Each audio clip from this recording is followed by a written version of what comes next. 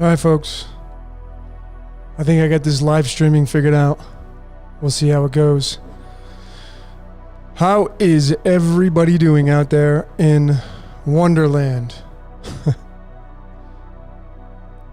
going to wait for a few people to jump on. And the only thing I'm going to ask from each and every one of you is, how's my feet?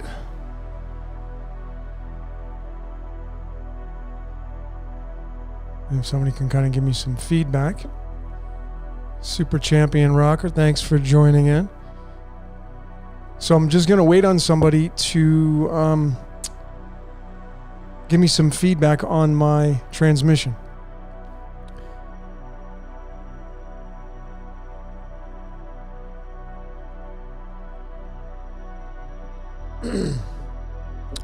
Got some people popping on. How is everybody doing out there tonight? I figured I'd just spontaneously come on tonight and share some of my night with all of you. This beautiful night here in the middle of Mexico.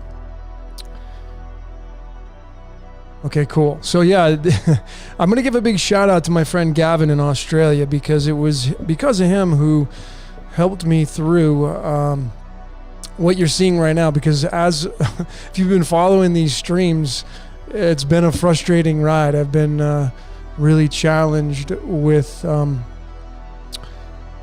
having these things come through smoothly, and it was because of my settings and all that kind of good stuff. And as technical as I am, I completely failed so many times after my streaming software updated automatically. So if anybody's wondering what I'm using for my setup, I'm using OBS, the Open Broadcast System. I switched over from Streamlabs to the OBS system, and it seems like it's definitely working a little bit better. I'm able to broadcast in a 1080p and get a better quality to you. Added some graphics, trying to make this a little bit more personal for each and every one of you to come on here and just discuss whatever it is that you want to discuss. And I'm going to try to pay attention to your questions that you're going to leave in the live chat box. I'm going to pop the phone number up here in a little bit and allow you guys and gals to maybe call in with some of your questions. And again, folks, this show is What's Your Question? So we can discuss anything that you feel is pertinent for your world, because I'm just living in your world. And we can discuss something that you're decoding. We can discuss something that I've decoded. We can discuss something on the world stage. It doesn't matter what topic it is. Obviously, the starting point of this is we can discuss politics, sports if you want to. I'm not big on decoding that kind of stuff, but as most of you know now by watching this great research, it doesn't really matter what you decode, because it seems to be, with ironclad convincing evidence, that everything is leading back to one source code that is basically spitting everything out and is in control of all that kind of stuff. So let me just double check. Yep, okay, cool.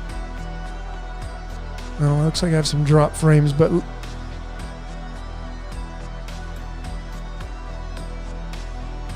I want to just make sure, folks. Let me know how my feed is if you guys start to get anything choppy. If anything starts to sound choppy, look choppy, if my voice is not matching up with my mouth, please let me know and give me some feedback so I can make some adjustments. I tried to do some test runs, and it seemed like it was working really good, but it looks like I do have a few drop frames here and there. But nonetheless, here we are tonight, Saturday night. It is officially Easter in less than 24 hours in some parts of the world, and I have a decode coming out called Looney Easter Santa Bunny God. I think that's the title of it. I don't even remember because it's such a long, funny one, but anyway, I got that one coming out. I'm hoping to get it out on Sunday, Easter itself, to be in line with that energy. And it's just really fitting because, I had no plans on decoding Easter, Christmas, and how they're all tied together. And there's Jesus in there, and Santa Claus, and there's There's the time clock and the bunny and all that, and all these narrations and moving parts that are part of our reality. You know, Christmas is completely tied into Easter because, of course, Easter is the rebirth and Christmas is the death. And, you know, the synchronicities of those two, they basically get dropped into a bucket and they lead to the same origins and sources. And when you guys and gals check this decode I have coming out, it's going to really make you chuckle, because really that's the only thing I can do at this point coming out with these decodes is laugh, as you probably noticed in my decode of Groundhog Day, because what else are you going to do but laugh at this code, because it's just really funny if you ask me. Okay, Richard's saying you can't see anything.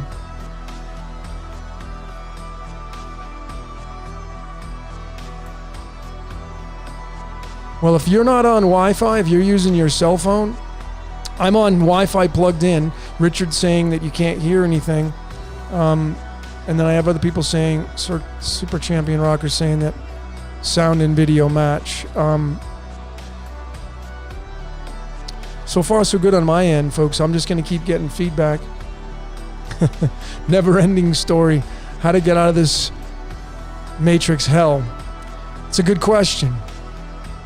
Escape the Matrix is actually, that's going to be a topic of mine in what I put on the shelf for a while.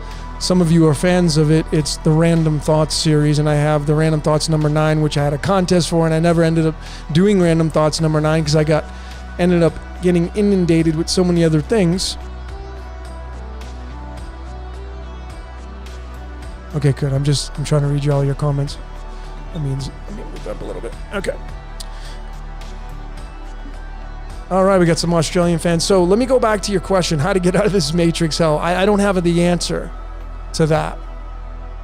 But I can tell you one thing, ladies and gentlemen, from what I can figure out so far, and I've been saying this for so very long now, and that is understanding your specific cosmic code, your blueprint, is the very one most important thing that each and every one of you can do.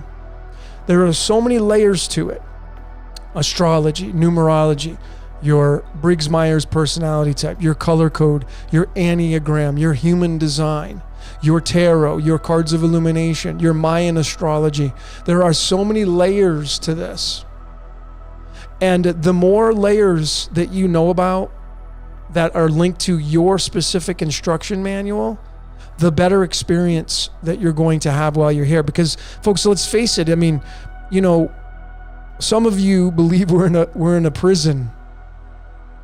But if you believe that, then really the best thing you can do at this point is to understand that prison. And what makes you free is, what I believe is, understanding your code, astrology, numerology, all these layers. Your Mayan astrology, your Vedic astrology, because the more information you download, it's kind of like if you've all have seen the movie The Matrix. And that movie had a scene in there where Keanu Reeves had to learn how to fight. And so he asked, hey, upload for me to become a master at karate, kung fu, whatever it was. And they uploaded it into his consciousness to the back of his head. Now, the relation to that, to our reality, is you need to read and go through the eyes, and listen and go through the ears. And all of that information that you download, it makes you stronger. It makes you a more powerful individual. And your experience will start to become more prevalent in your life, and you'll get more tied into the code. Because I can tell you from experience, this is not my opinion based upon something I read in a book. This is my opinion based upon my personal experiences. But if you're starting to look around and see your code everywhere, and to realize that all the things are syncing up in your life, you're now tapping into this very case-specific code of why you're here, and now you're conscious of it. You're becoming conscious. So that's why it's important to really live in the now moment, and of course be in a big state of gratitude and all that kind of stuff. Because when you're really in the now moment, you're present, and then you can really focus upon what's going on. And I mean, I can clearly tell each and every one of you here,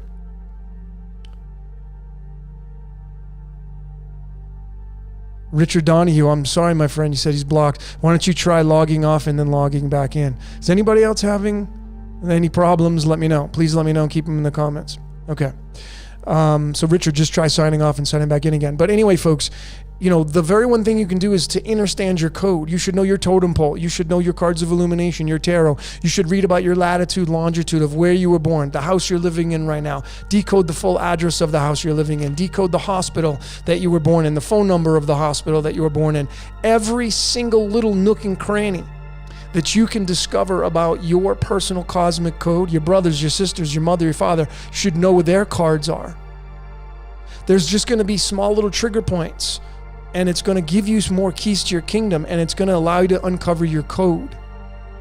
Because I can tell you right now from experience, again, I'm here in central Mexico, and it was a last minute decision for me to come here. I didn't plan it. It was very spontaneous, just like tonight I'm doing a live preview tonight, transmission with all of you, and this was a completely spontaneous video, but nonetheless, I felt compelled to come on here and share my night with some of you tonight. But the casita that I'm staying at in Mexico, if I showed you all the sinks of this casita, and I've discussed this before, the hexagon floor tiles. The hexagon, if you look at a honeybee hive, the honeycomb is in a hexagon shape that's tied to Saturn. What does that mean? I don't know. What does it mean to you? But I was born in February. I'm ruled by Saturn and then Uranus. And then I have a honeycomb floor. And then I have underneath my feet here at this desk that I have that I place my computer on is the symbol of Aquarius on the tiles. This place was built in the 1940s that I'm in. There's a goat out in the hallway who I say, "Hi, Captain." I call him Captain every time because it's Capricorn, Captain. I say hi to the thing every time I walk out. Capricorn, I got Saturn all around me. Why? How is that possible? And why is that possible? And what sense can I make of that? Well, and I'm not here to talk about me, but when you understand your code, when you can see your code, your personal code. My code doesn't matter to your life unless we're connected and we're sharing some space, doing a business together, soulmates, partners, what have you. But your specific code is the most important thing you can focus upon and download. And the more information you can download, the better experience you're going to have in this matrix reality. Because I'm telling you from my own personal experience, folks, I am so dialed into this code. It's kind of like, if all of you remember when you had the old style radios and you'd turn the dial and the little needle would move across. And that is when you get close to the radio station that you're looking to tune into, like 92.3, and you're at like 91.0, it's all fuzzy and scratchy because you're not in tune with that station. But as soon as you get closer and closer to 92.3, it starts to come in clearer and clearer and clearer. And finally, when you get right on that 92.3, you're exactly where the radio station is going to be its most clear. So if you use that analogy to your own personal life, the 92.3 is your case-specific code. It is your instruction manual.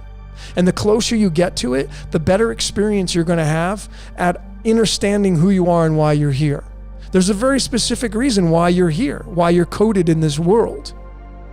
And discovering it is the very one most important thing each and every one of you can do. And that's how you get out of the hell, folks.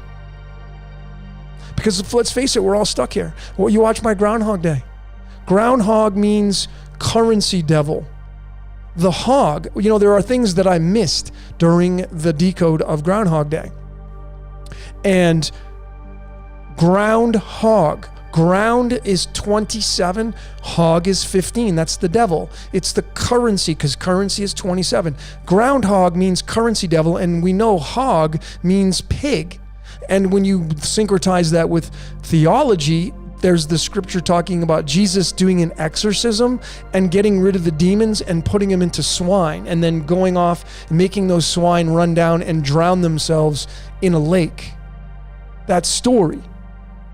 So we know that there are, angels and demons, if you want to believe in that kind of stuff. We know they're here in this reality. And that's where the fallen angels come in. But the groundhog is the currency devils, and we're all our own devils. That's what we are, folks. That's what the groundhog means, and we're stuck here in duality, and there's nothing you can do about it. Well, of course you could. You could take your life, which I don't recommend, obviously. But we don't even know what goes on beyond that space. So you're taking a big risk. So the best thing you can do is understand your code. And when you're tapped into the code, when you're tied into the code, when you're dialed into the code, your life and experiences will become more in tune with that 92.3 that I just discussed with the analogy of the radio station. Okay, let me go back. Let me get to your questions here. What is a good site to go to regarding the meaning of the playing cards? Carolyn Rose asks, what is a good site to go to regarding the meaning of the playing cards? Well, I like to use my friend Sharon, who lives right next door to me. She's been doing the cards for over 40 years. She does courses on them as well. If you want to learn that style of that reality, then I can definitely patch you into that. But her website is it'sallinthecards.com. Let me put it into the it'sallinthecards.com. All right, I just put it into the chat box for all of you folks. There it is. It'sallinthecards.com.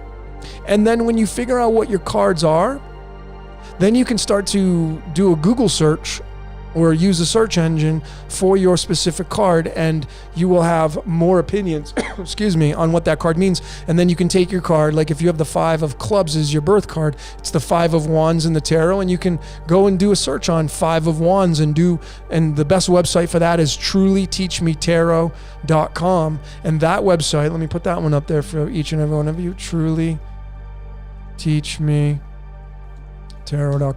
That website right there will give you a lot of the information about how you relate to the tarot cards.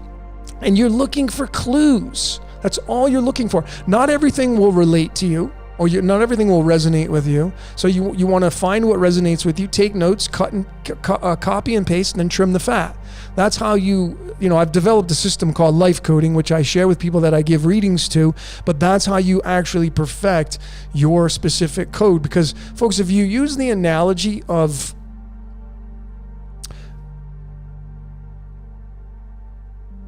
let me go back to your questions here. What frequency was he talking about? Documentary Network, thanks for joining in.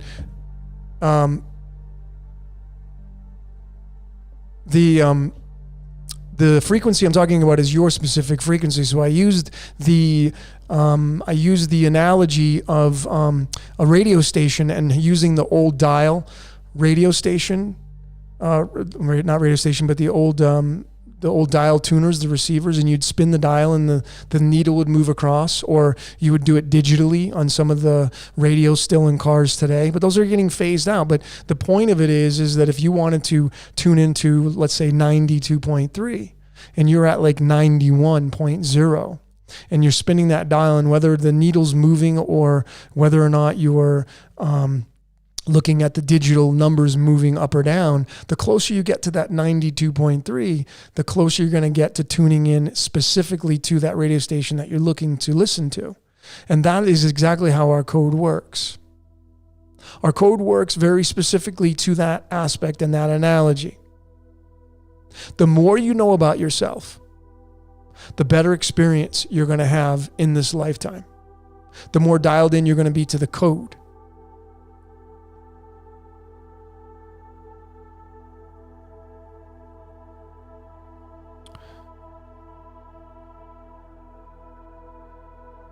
Okay, Richard Donahue, I'm not sure what you mean. Sorry, but you need to unblock me. I don't have you blocked, so I don't understand what you mean by that.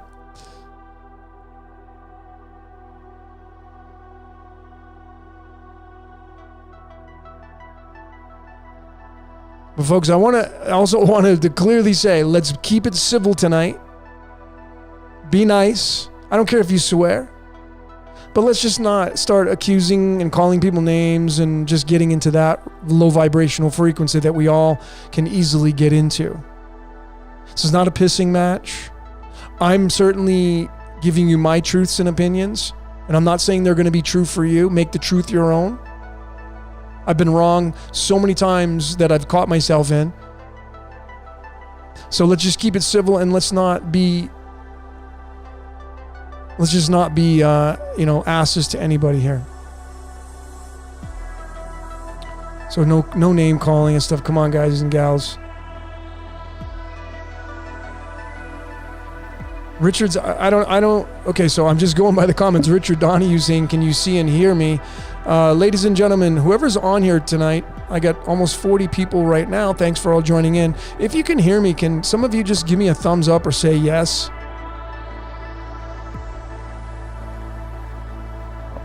And I would be greatly appreciated on that. Okay, cool. All right, well, some of you are having some comments in there that have no relation to this conversation right here. You guys are having your own conversations. That's all good. I don't care. It's all good. All right. Robert Hadley, nice to have you, my friend. Lisa Valentine, nice to have you. Folks, thanks for joining tonight. Okay, cool. Awesome. Thumbs up, thumbs up. Awesome. Okay, cool. So I'm just trying a new format. You can see I got some graphics up in the background. Just trying to get this a little bit more personalized. And I'm really here to listen to a lot of you. And I have some ideas and some theories that I wanted to throw your way if some of you are interested in hearing what I have to say. Some stuff that I was talking about with some friends of mine here in Mexico. We went for a trip to a town outside of where I'm at, about an hour away, and we had a long drive, and we were talking about some cool stuff. So if you guys want to hear that stuff, then I'm willing to share that with all of you. But I'm going to put the phone number up there too if some of you want to call in. And then again, if you have a question, if you want a card pulled, I'm going to do that in a little bit. And do some single card pulling for each and every one of you. So, folks, I have some news I can tell you. I have some breaking news, if you will, regarding the Cards of Illumination and the Jesuits. So if we have any Jesuits listening, welcome out. I don't discriminate. And I know, see, the thing is, folks, when you realize how this code works, Lisa Valentine, you're awesome. Thank you for your donation. When you do you have a question, Lisa? Let me be reciprocal on the energy. But folks, when you really when you've figured out how this code works, you realize that everything in this reality is energy and it's a vibrational frequency. So everything is alive, including the cards, your shower head, your toothbrush, your teeth, your cell phone, the pen you write with, the desk that you're sitting on, the chair you're using. Everything has a frequency and an energy, and it's alive. And it may not work just like human beings, but definitely is alive. And everybody has a part they're playing. So it's just like, in your body right now, you have what are called white blood cells. And their specific code and design is to work with the immune system and deal with all the germs, bacteria, viruses that come into your body. That's what its job is. It doesn't deviate away from its code. Its code is that specific. You don't have to go tell your white blood cells what to do. They just automatically do it based upon the code and the software that was written into being a human being. So then we get into, like the Jesuits, right? They're an organization and they have good and bad stuff just like we all do. But their case-specific code, how they were designed in this reality, have specific moving parts to it. And I figured out a massive piece of the code with this group. And I'm going to be sharing it soon on a upcoming Decode. I'm just trying to get to my notes. Five of spades, jack. Okay, that's it, five of spades. So I want to give you case specifics and show you how accurate the cards of illumination are when describing our reality. Okay, I got to actually use another deck because there's two of the same card in this piece that I'm about to share with all of you. And then I'm going to go to your questions. But this is a big one. This is actually a massive, massive decode that I found. I was up really late because I was so engrossed in it and I didn't want to stop, which happens quite a bit now these days.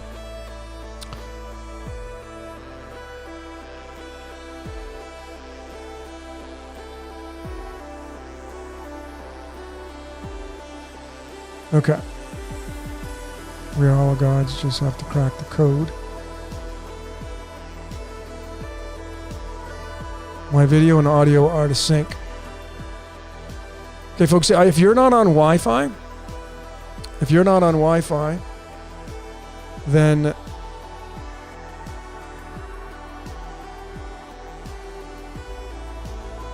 you may have a little bit of out of syncness. Okay. So let me keep going, folks. I may have to tweak this, but anyway, nonetheless, folks. Okay. Yeah, you may have to refresh your screen. So if I'm out of sync, you may want to refresh your browser in whatever browser you're using, your YouTube browser and all that stuff. So I'm going to show you, ladies and gentlemen, how this code works, and I'm going to show you live with a screen.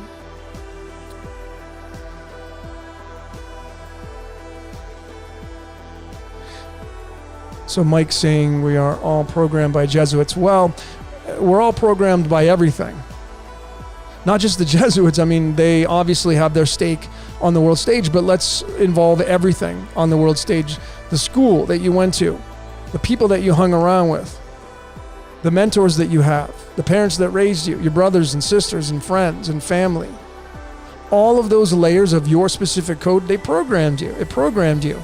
And for a very specific reason, because that was your specific code. So again, folks, it's not a matter of saying those people that, blaming certain organizations or people. All of you should know by now how I feel about that. That's like blaming a shark because it goes and eats fish and it's a predator, or blaming the lion in the jungle that goes and eats gazelle and, feeds its family. Everything wants to live in this reality. Some entities like to live off of fear, and they're afraid that you're going to overtake them, so they just work on a fear-based energy. And then there are some people, like the majority of you, if not all of you, that are working on a love-based energy. You really want the planet to become a better place. That's why we're all decoding reality, to figure it out. But decoding reality is also has a fear-based notion to it, because, you see, we are afraid of what we don't know. So that's why we're decoding reality, because we don't really know how it works and we want to figure it out. That's fear-based. That's not love-based. So we work on both principles. And so every organization has a job to do. And I feel that whatever created this reality, as you know, as most of you have heard in my presentations now, that whatever created this reality is writing into the all of these layers. And it's very possible that and I'm just going to use the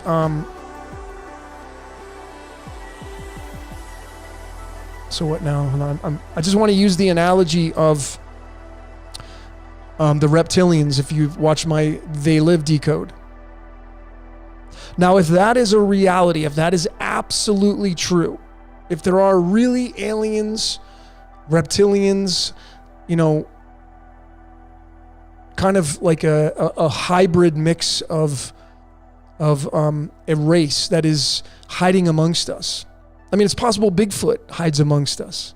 We just don't see it, right? It's very elusive. But if these energies they call them reptilians, David Icke and stuff, if they really exist, I personally feel that they don't have the human compassion and love that we have. Clearly, the world as you see it has a lot of non-compassion in it. Because I don't resonate with that. I don't know how you could go out and set up 2 towers in New York and knock them down and kill 3,000 people. I mean, I can see how people don't have compassion sometimes, and they let their compassion go and their love go. But if we're talking about a race of aliens that are here living amongst us, and they don't have compassion, like, does a Komodo dragon, does that thing have compassion when it goes and starts to be an apex predator? Does a shark have compassion when it's swimming around the reefs in Australia looking for food? Does it have any compassion? It's designed to, folks, all you have to do is go watch a praying mantis. Go type in praying mantis feeding on other animals in the YouTube search box. Go watch some of those videos. I've watched the praying mantis eat. Of course, the female typically always eats the male, and it eats its head first alive. I've seen praying mantises grab onto mice, hummingbirds, and just start chomping on their heads. I don't even know if these animals have feelings or insects have feelings, but can you imagine being in the insect world and being preyed upon by the praying mantis, and you get caught in the arms of the praying mantis and it starts to eat you? Do you know how horrific of a death that would be? But that's what goes on that we don't really pay attention to because we're too concerned about this level right here. And as we actually walk out onto the world stage, onto the earth, each and every day, each and every one of us, including you are constantly killing other animals and insects. I shouldn't say, well, animals, if you're a consumer of animals, it's a personal journey. You're partaking in that. But if you want to take that element away and just strictly focus on the insect kingdom, you are constantly responsible. Whether that's consciously or unconsciously, you are responsible for the deaths of so many insects that you step on. I mean, those ants have families too. They're part of a tribe, a hive. They work for the queen bee. And we're constantly stepping on them. Not a care in the world. Why are we not paying attention to the ants? They have families too. Are they just that disposable? Why do we not eat dogs, but we eat pigs and pigs and cows and all that kind of stuff? Because we've been programmed to do that. But there's no difference between the two. So again, we're constantly killing all these insects when we're walking on the ground, not paying any attention to that. Does that make us have no compassion? It just doesn't make us aware. We're not aware of it. And so there's actually a religion called Jainism. And that is the one religion I resonate with the most, because those people, they only eat what they need, and they're constantly looking at the ground when they walk. I'm really conscious and aware of that. I'm not perfect, but I'm at that level where I'm looking around, making sure, and it's not possible to not kill other insects when you're walking on the ground. I mean, do you kill a spider when it's in your house? Do you just whack it and kill it? Or if it's in the shower? Or do you try to save it and put it outside? I personally, I love spiders. I always have since I was a kid. I'm trying to save them, put them outside, or I just let them hang out in the house. They kill other flies. But the spider's killing other flies. It's all predator prey in this reality, all of it. Does a spider have any compassion for the flies and the mosquitoes and all the bugs it eats? No, it's part of the ecosystem. So when we get back to the reptilians, that idea and that they live, if that is a reality, those entities to me seem like they have absolutely no compassion. They're not designed like a human being. But their purpose is no different than the viruses and bacteria that go in your body to try to take your body down. Like right now, you have parasites in your body that are diligently working against you to make your body decay faster because it wants to survive. Like if you get a tapeworm, if you ever had your dog or cat have a tapeworm, they're gnarly. It'll literally disintegrate a furry, a dog or a cat. That tapeworm, it may have a family. What is its design? See, if you study nature, like I'm not a fan of the tick.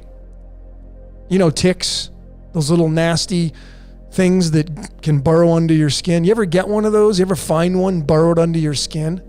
Ooh. Just makes me itch. But what's their design? What is the purpose of a tick? It's a bloodsucker. It's a vampire. It has a short lifespan. It goes on its host, sucks the blood, falls off, and does whatever else it has to do, but it's got a short lifespan. How about a mosquito? Here in Mexico, it's a pain in the ass. Sometimes they get in this casita because it's warmer down here, and at night I'll go to sleep, and then you can hear them a mile away, them buzzing around. So freaking annoying. And I'll give them a fair warning. I'll tell the mosquito, I'm like, dude, don't come around here. You're asking for trouble. I'm giving you a warning. Don't come around here. Now, obviously, it probably doesn't understand me, but nonetheless, the mosquito's job, it's a predator. Annoying as hell. But part of the ecosystem, part of the code that was written in this reality. I can't stand mosquitoes. I don't even like houseflies. But why are they here? If you really observe nature and you really look at all the insects and animals and all the protozoas and all that, and you really go to the micro level, you realize everything has a purpose. And this world, this game, it regenerates. It's the scenario I talked about the white sneaker. You buy a brand new pair of white sneakers. You wear them. They get dirty. You may take the laces out, throw them in the wash. You may take a rag and rub down the sneaker. But eventually, over time, that white sneaker or sneakers or shoes, they're going to get down to the point where you are not able to wear them anymore without being embarrassed because they look like shit. And now it's time to either go to the Salvation Army and give them to a homeless person or give them away. And then what do? You go out and you buy a brand new pair of white shoes. What do you think this reality is all about? It works the same exact way. It's a very simple concept. That's why all the theology and the religions and all the stories dating back thousands of years, they all relatively tell the same story. Life is cyclical. The trees, cyclical. They change color, they fall, they turn to dirt, they feed the ground with nitrogen, and it just recycles itself. This reality works the same way, and there are beings in this reality that just don't have any compassion. I don't think praying mantises have any compassion. And I believe man's an experiment. I mean, I watch on YouTube, there are people that literally have an aquarium and they drop in specific insects and they let them go at it. I've watched many on the praying mantis. Is that cruelty? When you're just dropping in a praying mantis with a scorpion or a praying mantis with some crickets or a mouse or whatever else, other videos that maybe you've seen with the praying mantis. If you haven't checked it out, go watch it. These are people that think about it with that analogy. If man is doing that, why does it make anybody not believe that whatever created this reality is dropping us in here and writing us in a specific code? And there are so many possibilities in what could be the truth. So there's a lot of theoretical things going out there, including the work that I'm putting out there, because my decodes are my opinions and truths, and I'm constantly changing them. Because you know what? The big thing about it all is, folks, is that life is one big fat contradiction. That's what it is. Just think about the word contradiction. Contradiction. Con, like I con you. Contradiction. Because at one layer of reality, you think, well, maybe we do have free will. Maybe we do have a such thing as karma, and we have a choice. Maybe that is the theory. That is true. Can't prove it though. And then you look at the other hand, you look at the decodes of, in my videos, all these things now, and they're getting so fine tuned. How could it be free will when you're seeing the code? It's so dialed in. It's so precise, mathematically precise. How is that possible? So anyway. Let me just go to some of your comments, and then I'm going to give you guys the big decode that I found on the Jesuits early this morning. Well, I should say yesterday. Okay. Spiders my favorite. Insects are only geared towards survival and reproduction. That may be true, but that's the way their code's designed. And it's all theoretical on what our human design is. There's no perfected way. There are no absolutes on what the reason is why we're here. They all come down to a straight up one word, and that is theoretical. But again, as I say, I think man's being used, and I believe that whatever created this reality likes to come down here and experience out certain parts of the life, if not everything, because a lot of people think that we are God and we are in human form. Theoretically, it kind of makes sense. But when I decoded the longest home run ever hit by Joey Meyer of the Denver Zephyr, that decode clearly proved to me, not supported, absolutely with clear and convincing ironclad evidence, that Joey Meyer did not hit that ball. He was being used to hit the ball. Because there's way too many moving parts for man to be like, okay, well, it has to happen on this day, and we're going to say it's going to travel this far, it's going to land here, it's going to be with this team, and this team's tied to the Denver Zephyr train, and the train tracks on Denver Zephyr is from this and this part to this part, and it's this long, and that's going to lead to a prime number. And folks, it just goes so often, so many different fractals. And it's just I don't think it's possible for man to ever code something like that. I'm decoding the longest golf ball ever hit in professional sports as well.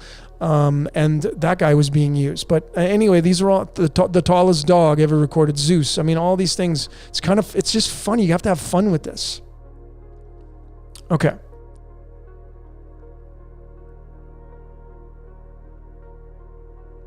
Nicholas Paul, I can say firsthand that all your decodes have been on point. Thank you so very much.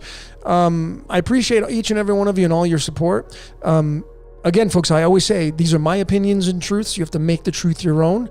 What I suggest is you use your own logic and discernment when watching what I'm showing you based upon your own research that you're doing. And you should be doing your own research.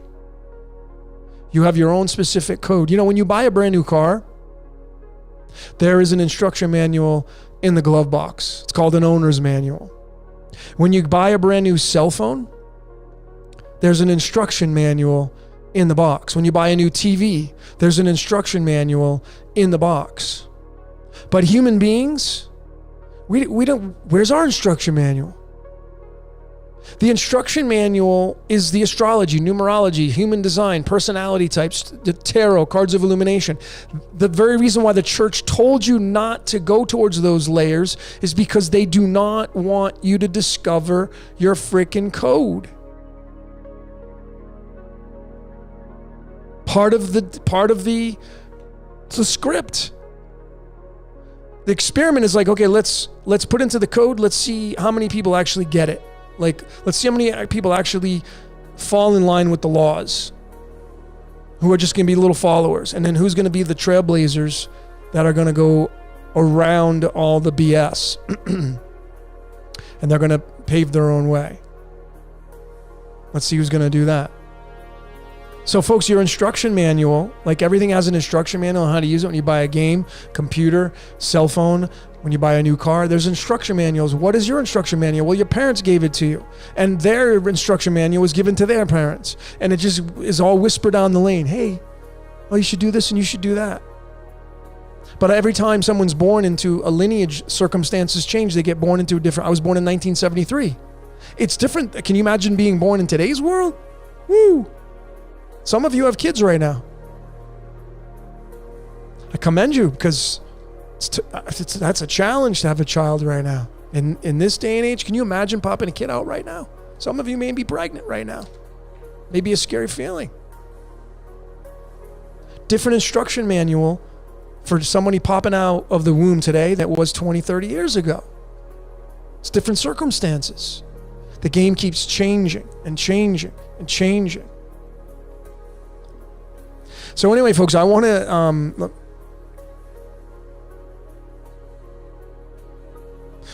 my singer is a Templar, my drummer is a Mason. Folks, I visited a lodge. I was in Las Vegas. I went to a lodge. I wasn't impressed, so I decided not to join. I was decoding at the time. This was back in 2000 and maybe 18, a couple of years ago, maybe 2007. I don't know, whenever I was in Vegas. And I decided not to join. I went there. Guys were kind of cool, I guess. But I wasn't impressed. So I was like, nah, it's not for me. I had the gut feeling and I said no. But do you realize what Freemason means? You see, when you discover the code, because everybody, well, I shouldn't say everybody, let me stop saying that, absolute. A lot of people point the finger at the Masons and they claim they're this and they're that and all that kind of stuff. And I'm a person of neutrality, because there is Darth Vader and Yoda and every single energy alive today in this reality. So Freemason, when you decode it, there are many layers depending on what numerology cipher you use, but the word free in the Chaldean is 20. That's a direct match of the word duality. So when you syncretize that, it means the free man in duality, because you see the word Mason, that also equals the number 20. So how about that? You have free equals 20, Mason equals 20, Freemason, 2020. 2020 vision, 20 is duality. Of course, because 2 means duality. 0 means the hole you go down. 20 is calcium, the element. Calcium is our bones.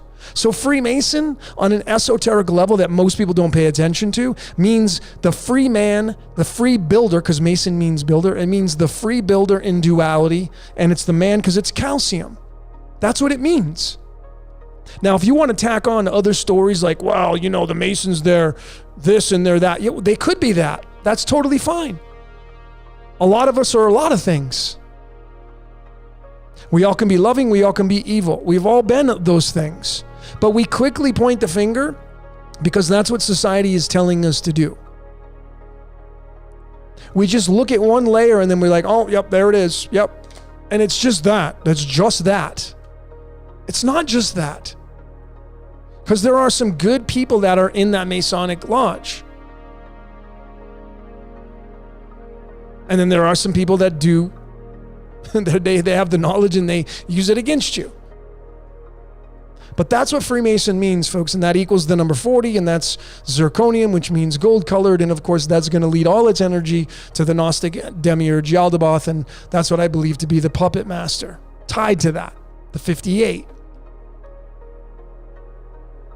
But you see, Freemason is directly linked to the Jesuits, because you see the Jesuits are their position on the board, they're the knights, which is where you get the Knights Templar from. The knight on the chessboard is the horse. Horses are reliable. We ride them. It makes the L-shaped. And the horse tied to the Jesuits is tied to duality, because Jesuits, you see their symbol, I posted this on my social media. The Jesuits, their symbol, the black sun that they have, there are 32 rays all the way around that black sun. 32. And if you were paying attention to my decode on the Groundhog Day, 32 is the temperature that water freezes. So 32 means physicality. It means changing alchemical states. 33 degrees is liquid, 32 is solid. Very basic, 33 and 32.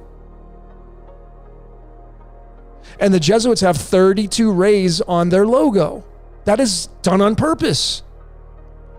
32 is tied to germanium, which I showed in the Groundhog Day decode, and that's tied to being a transistor. We are transistors. Freemasons, we build, and we're transistors. We're a conductor of electricity. That's what transistor means. That's what is tied to germanium. And then germanium is tied to the element sulfur, because sulfur's average atomic weight is 32. And what's sulfur's protons? What's the number of sulfur? 16. What word links to the number 16? How about hell? The word hell equals the number 16, folks. So you have hell that is linked directly to the element sulfur, and that starts with the letter S, as in serpent. The word serpent, guess what number that equals, folks? 32. How about that? 32 germanium. 32 is germanium. 32 is sulfur.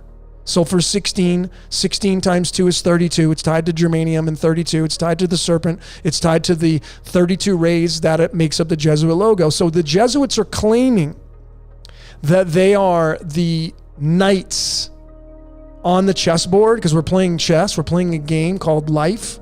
Their position, they are the henchmen of the Catholic Church, the Vatican. That's what that's not a secret. And that's not me being any bit of a stretch on what I'm telling you. Those are facts in my world. But that's their job. That's what they've distinguished themselves as. Now, how can you say that they're not being used? What if they're being used? What if every single member of the Jesuits, they are being used. What if that is a possibility? That completely upends the game that most people think is the game. Because now you have the Jesuits being coded into this reality, and their code, their specific code, is to be the knights, and they are the henchmen, the Black Knights that go into battle for the Catholic Church. That's what their job is. A shark's job is to go and be a predator in the water. And guess what the shark's boss is? It's the water. Because if you take a shark out of water, it will die. Guess what our boss is? Oxygen.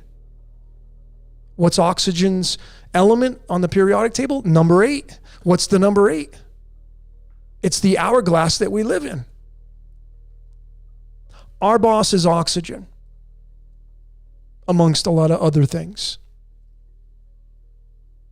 Oxygen's most abundant weight is 15.995. What's the 15th card in the tarot? It's the devil card. You heard that right. That's why we're little devils down here. That's how this works, folks. That's how this works. Let me make sure my music is still going here, okay. And then I'm going to get into my Jesuit cards in a minute. Let me get some of your questions. I know I'm jumping all around. That's my ADD. It's a gift, not a disease. So what's the discovery process of new code when your original one was killed? Fee is asking, what's the discovery process of new code when your original one was killed? I don't understand your question. Can you be more specific? Are you talking about possibly your personality type?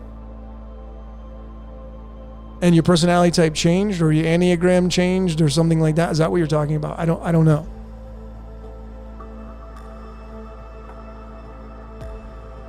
Spiral, there are 3 phases. This gives me positive, negative, and neutral. That's the battery. That's why they chose 2020 as their agenda. Jane's asking, 2020 is their agenda. 2020... Personally, I can tell you, ladies and gentlemen, I think 2022 next year is going to be the pivotal year for everything. That's my opinion. That's my guess. I'm not one to try to predict the future, although I did come out with a decode on Nibiru, Decoded, and that one actually is August of this year, when Wormwood actually, lives out that expression in theology. But 2020...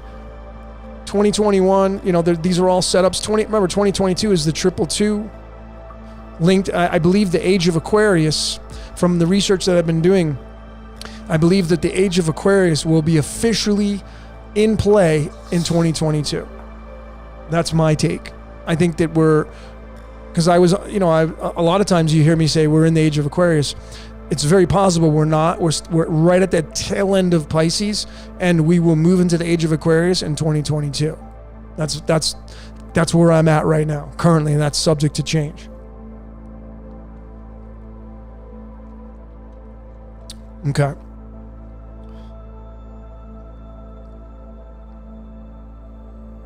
One of the Templars reading one secrets in the Thunder lined up about Jesus and Lucifer. Folks, listen. Let me first give you guys. Actually, I want to publicly come on here, and I want to ask some of you something before I release these cards to you that I found this major discovery linked to the Jesuits. And I'm just, again, these are just my opinions and truths. And I'm going to probably make a video on this. And I feel this is a big part of my destiny now. And if you resonate with this message, then I'm just going to ask you to send me an email, decodeyourreality@gmail.com, and,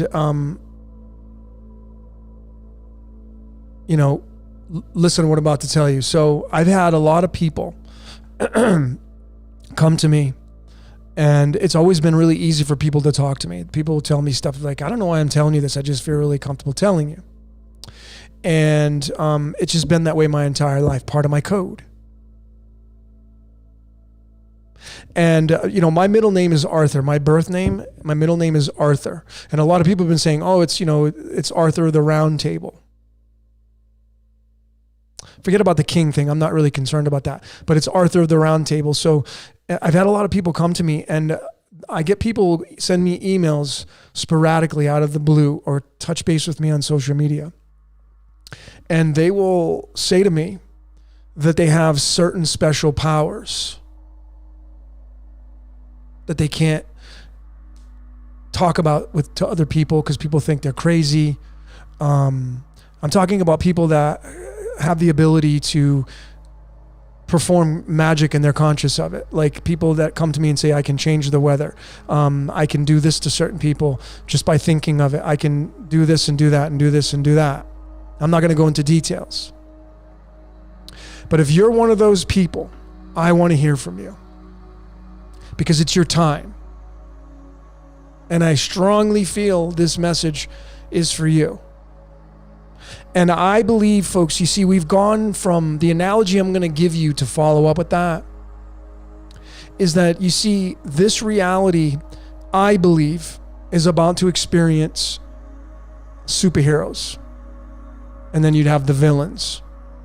Because the natural evolution of our world, it started off with comic books. Superman came out in June of 1938. That was the first issue ever that was released to the world with Superman. It was called Action Comics. And that comic book has evolved into the movies. And when that first Superman came out in the movies back in the 1970s, the special effects, they were amazing back then. But if you compared the 1970 Superman with the Man of Steel that just came out, the recent ones, it's not even any comparison. They make it look like it was, you could totally tell it was fake.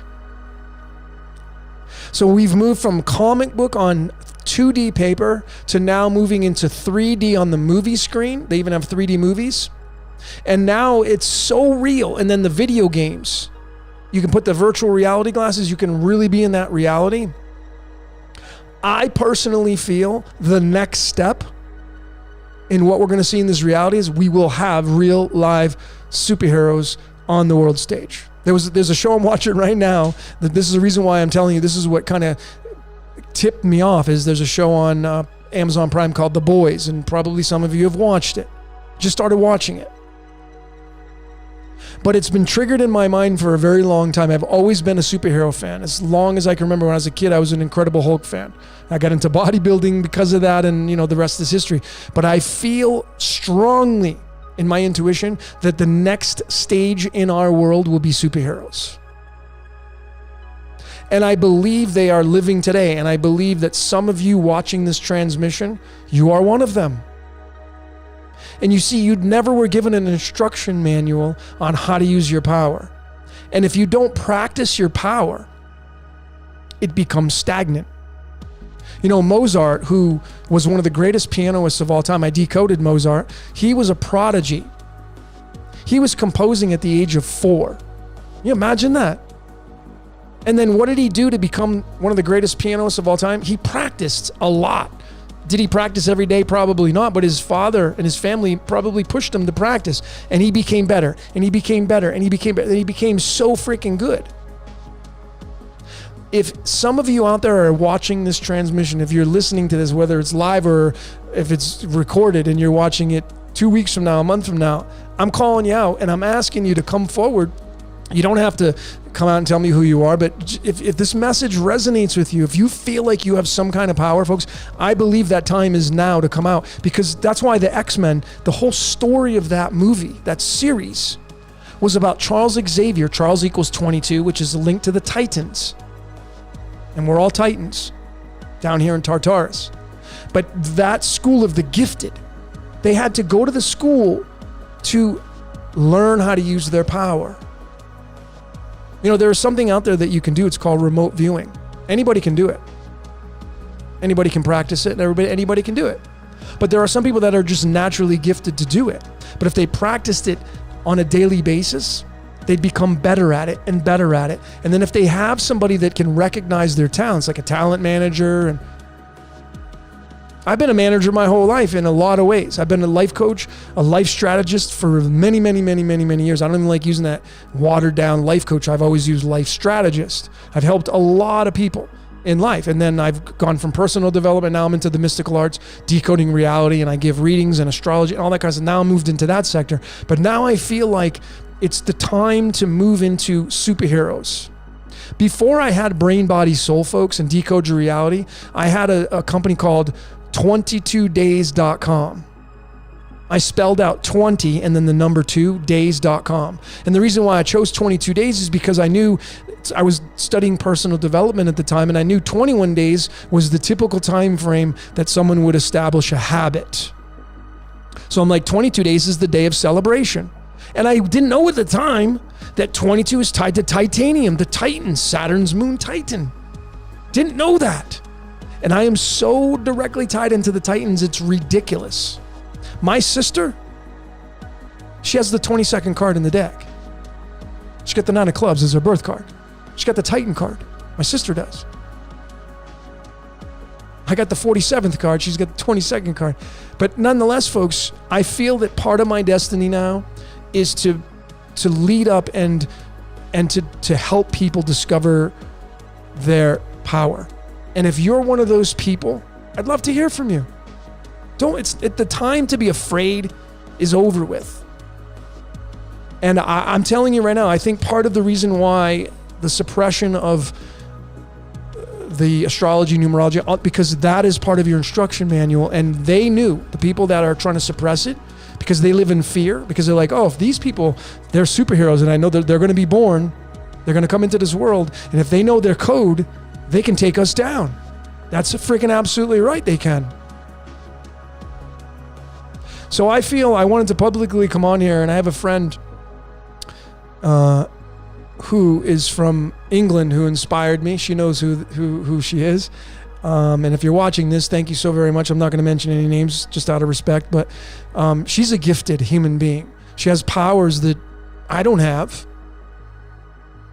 She's had them her whole life. So if you're one of those people, and I'm talking about what do I mean by powers? I'm talking about any kind of power, like if you have psychic abilities and you were told that's not the thing to do, that's demonology, and you were suppressed with that, it's time to come out of your shell. The time's now. If you're hearing this message, because I believe everything is all part of the code and everything happens for a reason, because it's all part of the code. You've heard that statement, everything happens for a reason. Well, if everything happens for a reason, that means the code's scripted. And I just feel, folks, that those of you that have these powers, it's your time to come out and to practice and to have somebody discover. It's just no different than somebody discovering a band that was undiscovered. It's no different than a manager knowing a band that has not been signed to a label yet. And the manager sees talent in that band. And it knows good talent when it sees it, and it's like, damn, they're good. I'm going to sign them to a record deal. And they end up making a lot of money from it. I got friends in the music business too. I've studied that area, and I can see how that works. So we're doing a layer of, are you an X-Men? I believe it really exists. Are you one of them? And if you are, and you feel like you have some kind of power that you don't talk about, or your parents told you not to do that because they were afraid of that, or whatever the case may be, folks, it's your time to come out. Because I personally feel that we are going to see superheroes and villains on the world stage. Comic book, movies, real life. That's what I personally feel is coming down the pike from all the research that I'm doing. That's what I feel. So let me get to some of your comments.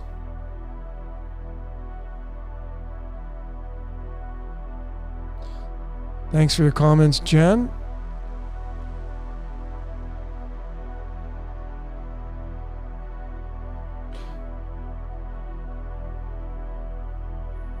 Nicholas, I've always had psychic intuition. Folks, some of you are so freaking gifted. And life gets in the way. And so you kind of shelf it. You don't use, a lot of you have psychic abilities and you could put them to good use and you don't use them. And that's because life gets in the way. You're trying to live. But if we could come together and form a group, a round table, we would become strength in numbers. And I have an idea that would even strengthen this entire concept that I've been throwing out to each and every one of you during this broadcast that you're listening to, and you were supposed to listen to it. Whether you act upon it is completely up to you. It's not my job to make you email me. My email's decodeyourreality@gmail. And folks, please, this is a serious thing. So this is not about joking or, like if you really feel like you have something, then send me an email. And I want to let each and every one of you know that emailing is my least favorite mode of communication. So some of you send these long emails and I read them all, but I'm not one to send back a long email because they take too much time. You can imagine how many emails I get from people in between. Folks, all I do besides eat, go to the bathroom, go to the gym, go exercise and do a little bit of outside activity, I decode. That's all I do. That's my life. And I love every single minute of it because I know it's part of my code for right now. And so I just feel strongly that, and why my decodes you see, why do they keep getting better and better? As you can tell, I'm adding, I'm an artist. So the graphics and the video stuff and, I have fun with it, the music and all that stuff. I'm trying to make them more entertaining because people like to be entertained. That's the reason why I'm doing it, because I know all of you like to be entertained. So you can see my decodes, they're getting more entertaining, getting better and better. And that's because I'm trying to diligently work on perfecting this craft of decoding reality. And, I learned from a lot of you. A lot of you great decoders out there have so much wisdom that you share with the world. And I strive to give credit. You know who you are. I don't have to mention any names. You know deep down inside. Own your shit, folks. As I say, own your shit. Own it. Like when you know what your card is. When you know what your card of illumination is, own this card. Own it. Be this card. It's okay to own this card. Own it. When you own that space, you're giving yourself permission to become a more powerful individual. It's not putting yourself in a box. It's just a bolt-on. It's just a piece of your instruction manual. It's not any way to control you, suppress you, anything. It's actually to take you out of that control. All right. So there it is, folks. I threw out this is the first time I'm throwing this out there to each and every one of you. If you feel like you have some kind of superhero power, I'd like to hear from you. And I'm going to see where it goes. Because I have a strong feeling that it is time for those people that have superpowers. We all do. But what is your power? If you watch the X-Men series, all these people, kids, and they all have this. They all have, one guy does this one does that. And some of you, if you were to practice your power, you become better at it. Just like you watch my decodes. If you watch the decode I did on Groundhog Day versus the decode I did last year, you can see it's night and day. The music and the presentation and all that, because I'm getting better. I'm practicing it, practicing. You get better at it. Some of you have amazing superhero powers and you don't practice them, so they become stagnant. In order to become really good and efficient at your power, you need to practice it. But you need mentors and teachers, and if we all come together collectively, and then you resonate with certain cards, like certain people are born to be teachers. We're all teachers, but you know what I'm saying? Certain people are born to be managers. Certain people are born to be rock stars, singers, sports athletes. What is your design? Folks, you're not just here to freaking make a paycheck. Anybody can do that. It goes beyond that. And I believe the line's been drawn in the sand, and it's our time to now rise up and to make our stand and to become truly who we came here to be. And like I said, comic book, movies, real life. I believe we are going to see superhero. That's why I believe they got Space Force preparing. Now there could be some holographic technology that they may use to try to pull the woolly over your eyes. But nonetheless, I still feel like there's going to be a tie-in with that. And some of you folks are super uber duper powerful. You just need direction. And if we collectively come together with this idea, well, that's how you form a union.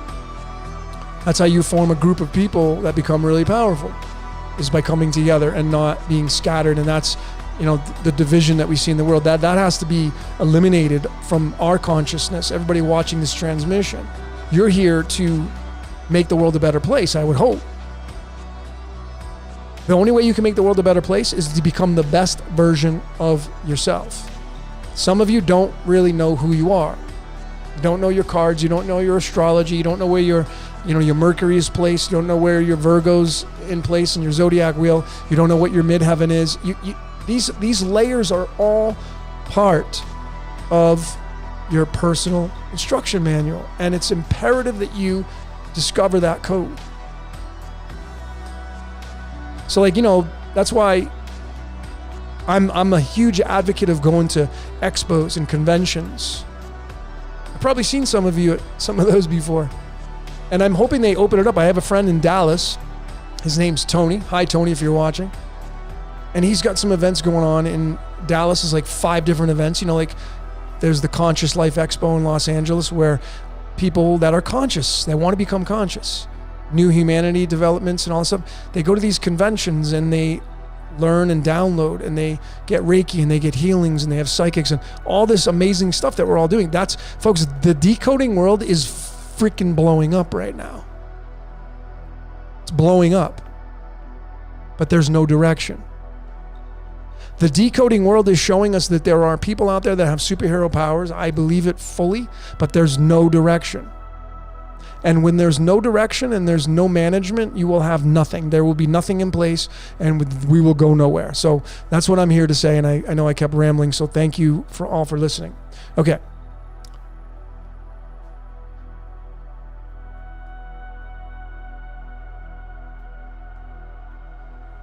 Am I pulling any cards tonight? Yeah, I will. I'm going to be pulling cards in a minute. I'm going to be taking some phone calls. But what I wanted to show each and every one of you, because I've been rambling and I wanted to get that out there. And I think you know me about now, folks. I just go off on tangents and stuff like that. But anyway, last night or early this morning, I was decoding the Jesuits. And I discovered a big piece in all of this, and it has to do with their cards.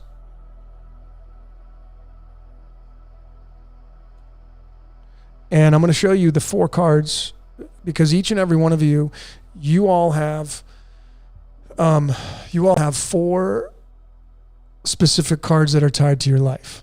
4 of them is what you have. And I'm going to show you really quickly how this works when I throw these cards out there to you. But I wanted to let you know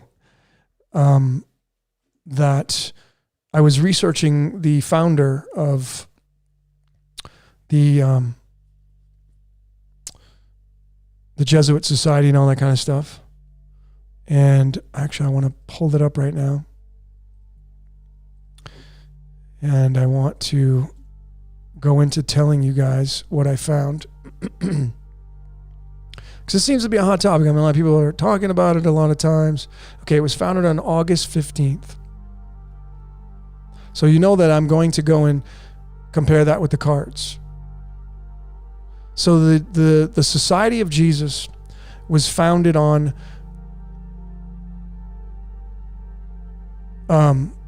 August 15th. It was formed on September 27th. Now those 2 dates, I want to show each and every one of you why this is so important. All right, so let me just go here and share my screen with you folks. Okay. So, actually, let me go here. So here's the Wikipedia of the IHS. And there are a lot of nuggets in here to figure out their code and their purpose. Again, there's 32 different rays on this logo, and that is linked to black and white. Black and white is 32, which is a representation of duality. So that's why their logo is black and white, because, you know, when you go here, let me get to the Chaldean, folks. And this is, you know, part of how I decode, so you're kind of getting a glimpse. These are the two primary ones I use, but, you know, black, white is 32. And if you count all these rays up, there are 32 of them. And their logo's black and white. So clearly you can see what they're tied to. The formation date right here is 27 September. So then naturally I'm going to go and compare it to the cards. So here's September. And then you go down to the 27th, which is right here. It's the 10 hearts. The 10 hearts card. And the 10 hearts card is a massive card in all this, because when you go and syncretize it with the tarot, here's the 10 of cups. This is the 10 of hearts. You notice the symbology. This is like happy home, kids dancing in the family, and the rainbow. The rainbow is a symbolic reference to Lucifer, because Lucifer is 71 and 17, and that's 1 through 7, the colors of the rainbow. 46 is tied to the tree of life. Now this card is going to be two numbers. It's going to be 46 and 45. Which depends on which. This is using the Fool as the 22nd card. But this is what it's tied to. And folks, then when you go to this chart right here, and some of you haven't really studied this, so I'm going to just give you a really basic overview, because this is really, really important. It's extremely important what I'm about to show you. So the 10 hearts card, this side right here, on the left side of your screen, there are two sides. This is the master spirit side right here. And then this to the right, this chart is called the master life spread. And they work in unison together. Essentially, they're like two batteries. They kind of look like a battery. Here's the pot that looks like a D-sized battery. And so the Jesuits have the 10 of hearts right here. This is their founding date. It's found in the sign of Venus and Mars. The planets run vertically and then horizontally and then vertically. This is how this chart works. So the 10 hearts in the master life spread is in the Venus-Mars line.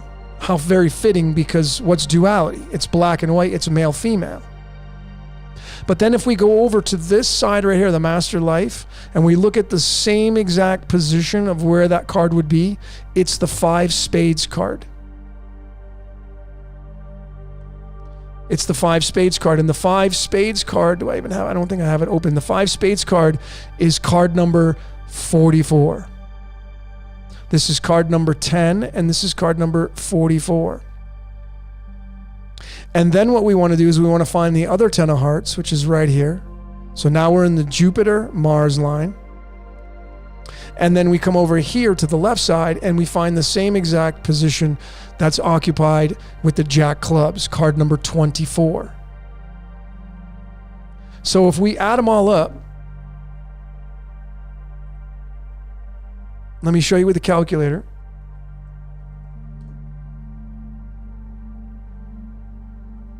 Oh, there it is. So we have card number 10 twice. Then we have the Jack of clubs, which is card number 24. And then we have the 5 of spades, which is card number 44, look at what the outcome we get, folks. You get the freaking number 88. That's a really big deal. So the 4 cards that the Jesuits are owning up to is the 5 of spades, the 10 of hearts, and the jack of clubs. Equals the number 88. Now look at what rows they're in. It's in rows number 2 and row number 4. What does that equal, folks? That's 24. What's the mirror of 24? 42. Well, what is 42? Reincarnation. Groundhog, which means currency devil. How about Trojan horse? That's 42. How about this one? 42. So folks, what you're seeing here is a big that's why this has so much merit. And this system will tell you the truth on the world stage. Because these cards are embedded into nature. 52 cards, 52 weeks, 4 suits, 4 seasons. The 5 spades card, by the way,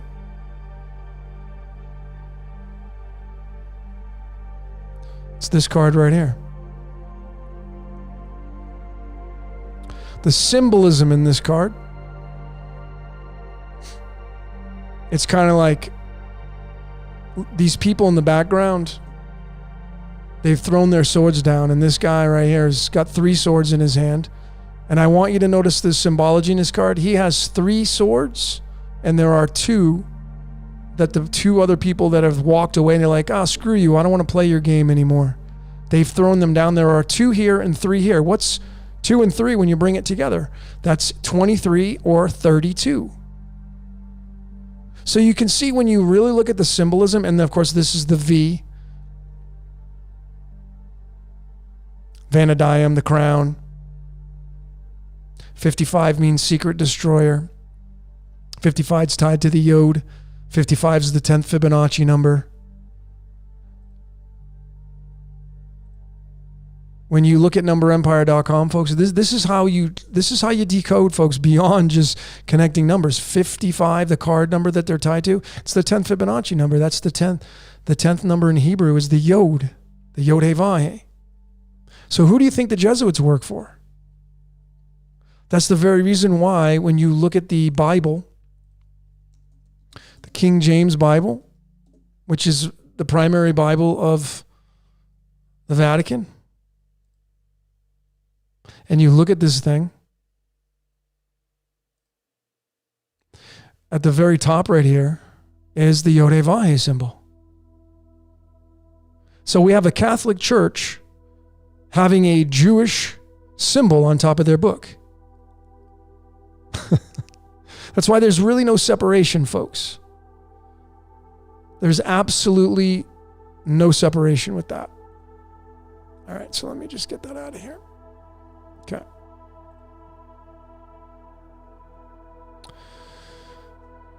So folks, that's a little bit of how to decode, and that's live, just showing you the Jesuits and how the cards work. And, you know, when you know how to properly syncretize everything,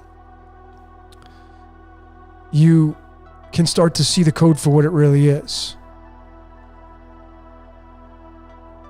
And then there's, you know, then there's no more guessing. Then there's no really taking stabs in the dark. Trying to look at a card here for the 45. You then can see the code with clear and convincing evidence. When you add more layers and more layers and more layers, you then get rid of hypothetical and you get into definitives.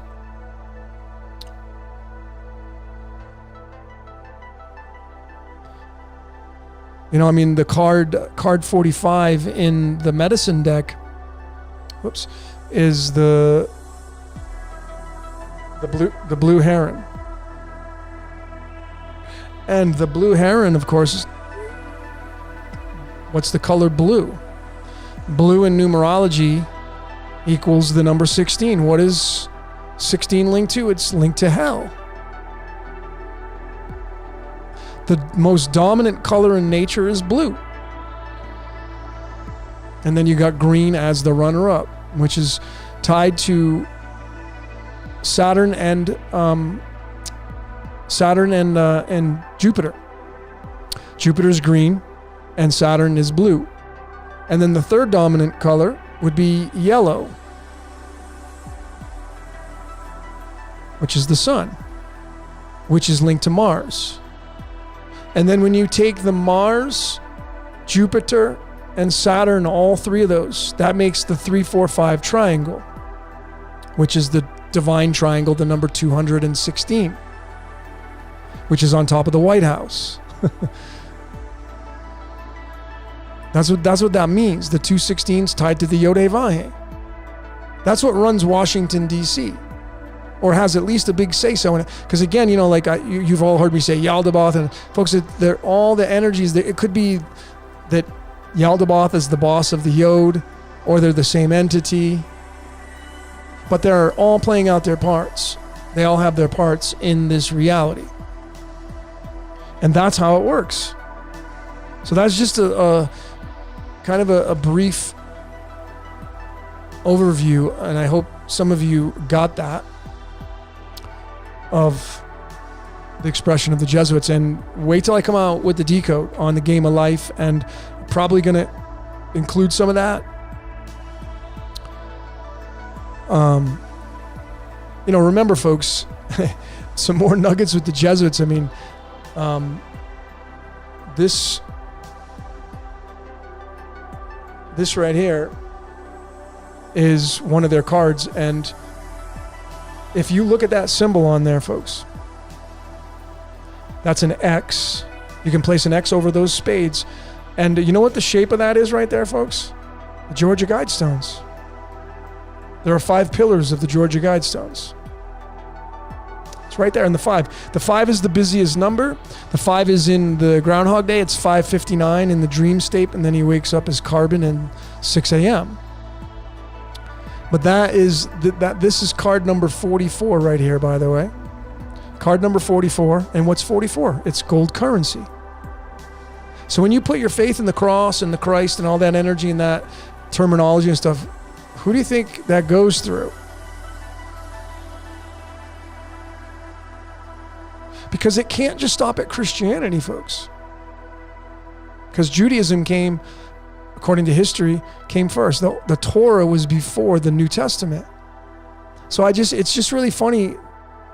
And I'm not poking any fun at anybody out there who claims to be a Christian. It's just that title is kind of, you're actually Jewish because the Old Testament came first.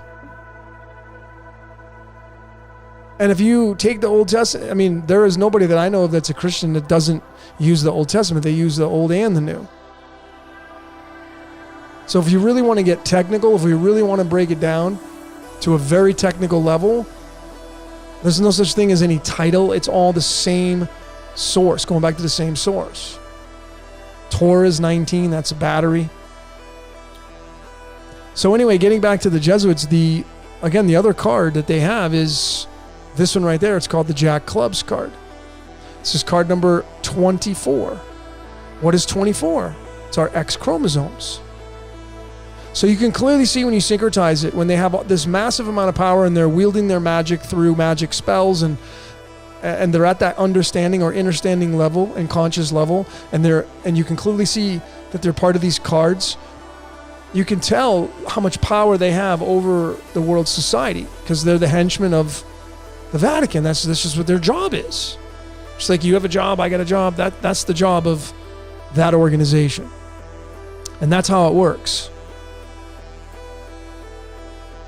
Just like a shark has a job, a deer has a job, lice have a job. You know, the head lice you might have gotten when you were a kid. I got them one time when I was in middle school. I don't know about you, ladies and gentlemen, but let me show. Okay, so I got somebody.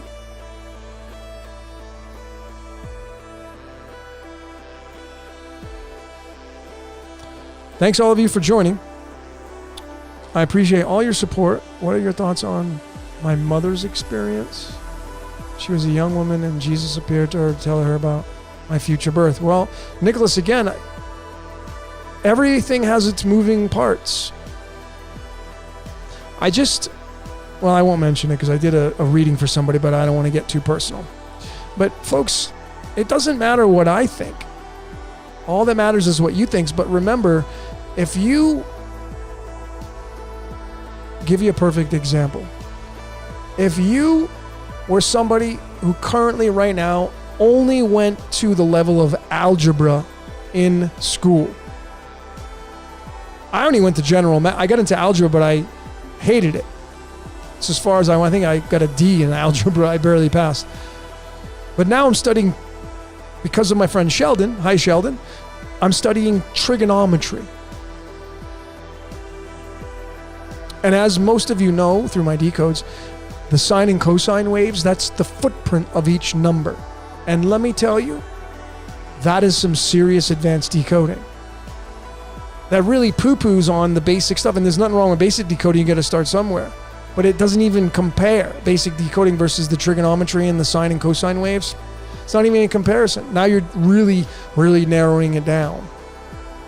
My point is, folks, is that if you know trigonometry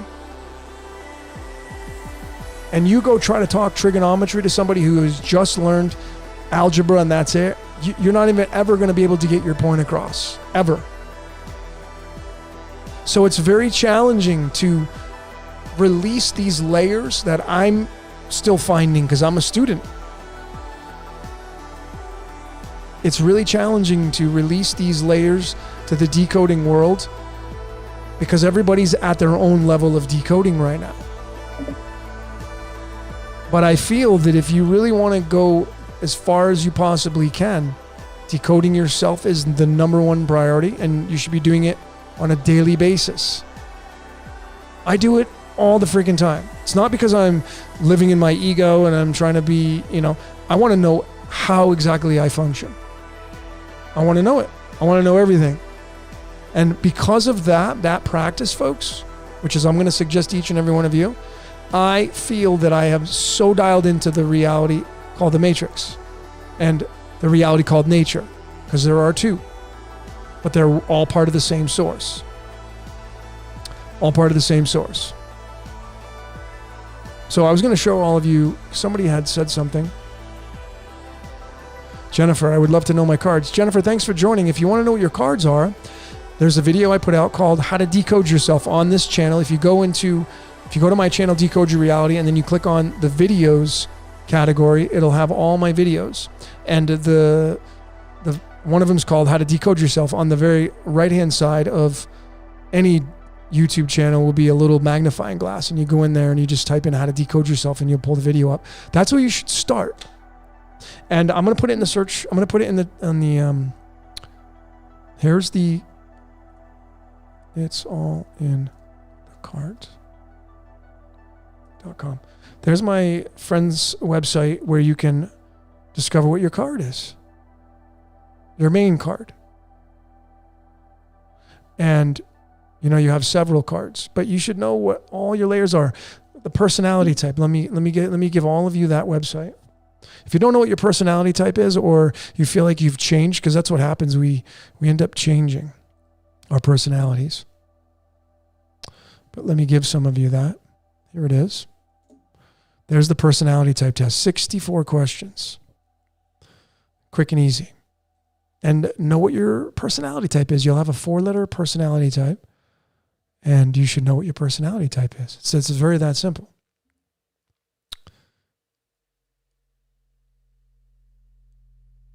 Okay, let me go to this question because I had something I wanted to show to each and every one of you.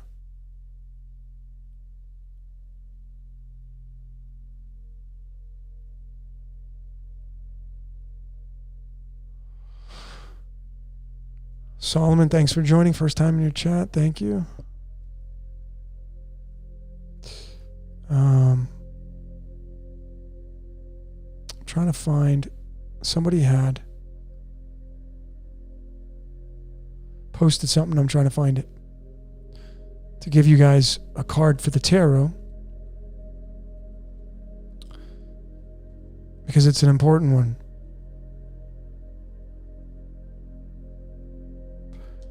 Now, let me go through some of these cards, and I'm going to show you how powerful these cards are.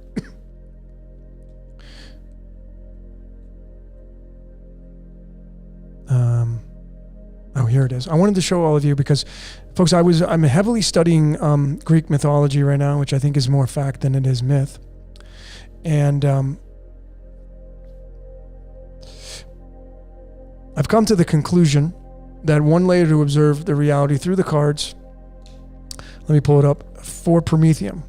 Because now, what's really interesting about Prometheus, as I'm heavily tied to that character, that idea, decode your reality. If you go type that into the numerology cipher, Chaldean, you're going to get the number 61. And the 61st element is Prometheus. And the story about the Prometheus is he was the Titan that stole the fire from the gods and gave it to the humans. What does that fire mean? Does that mean knowledge? Gnosis? Does that mean wisdom? What does that really mean? Well, make the truth your own. But through the Kevin Bacon, Kevin Bacon. Why did I say Kevin Bacon? Not the actor, Kevin Bacon. Francis Bacon. I was just looking up Hollow Man, the movie. That's probably why that popped into my head. But Francis Bacon's cipher is a freaking amazing. And I'm coming out with a decode on how to use it. And I'm going to share it with all of you for free. It's coming out, but how to use the Francis Bacon. Because it's another layer that you need to decode yourself from. Francis Bacon is one of the most interesting ciphers. I learned it actually from my friend Sharon, who's the great card reader. She's the one who introduced me to it, even though I knew it was always there, but I never used it. Francis Bacon goes off of the numbers 1 through 52. The A through Z is 1 through 26, and then if you capitalize all the letters A through Z, they become the numbers 27 through 52. So you get 52 letters based on the 52 cards. Okay? Based on the 52 cards. And when you go and decode the original spelling of Prometheus in the Greek, who created that idea, it ends up, through the Francis Bacon, it ends up becoming this card right here. The 8 of Hearts. Now, the cards themselves, when you understand this suit, now these convert into the tarot, which is this card right here. This is called the 8 of Cups. Let me zoom in and show you that card. And the symbology in this card is, it's basically going on a spiritual retreat, basically turning your back and moving away from the reality that you once were in. What's fascinating is I had a reading done before I left Los Angeles. I couldn't figure out where I wanted to go. And I have this great card reader, and she gave me a reading and she pulled that card for me. And I didn't know it was one of Prometheus's cards. But she said, you're going to go on a journey. You're definitely going to move. And now I know why that card got pulled for me. And I could show you a bunch of other syncs. But nonetheless, in the Francis Bacon, through the real original spelling of Prometheus, who's the Titan who stole fire from the gods and gave it to humans and got punished for it, is this 8 of Hearts card right here. Now my card's the 8 of Spades. I'm in the 8 suit. But the 8, of course, is the hourglass. And then when you flip it on its side, it's the infinity symbol. And when you put the two together, the vertical and the horizontal, you're going to get a 4-leaf clover, which is why they're very lucky. But anyway, Prometheus is this 8 of Hearts card, and at those charts that I showed you earlier when I was showing you the Jesuits and where their cards are located, at the very top, this is at the very bottom. This actually sits in the Neptune-Jupiter line. Jupiter's 4, Neptune is 7. That is 74 or 47. if you were to number the spaces on those areas that I showed you, this is space number 74, which is tungsten, which is illumination. The card that sits at the very top on the opposite end of this card right here, it's the 8 of diamonds. And it sits in what's called the crown line.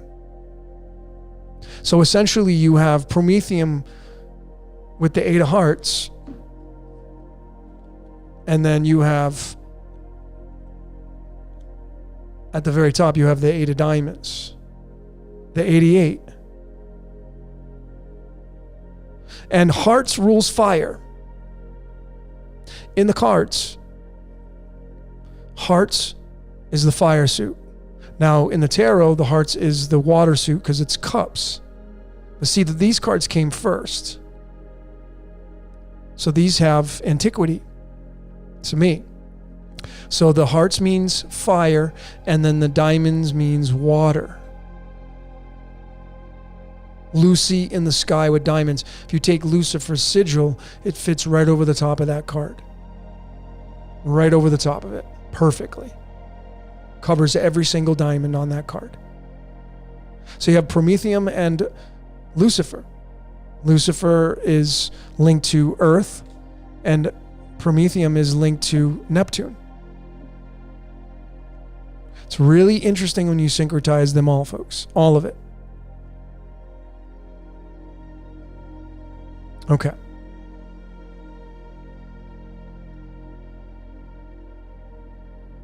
So let me get to some of your questions, and then I'm going to pop let me pop the phone number up here and see if some of you. There's the number, and maybe we can take some of your phone calls.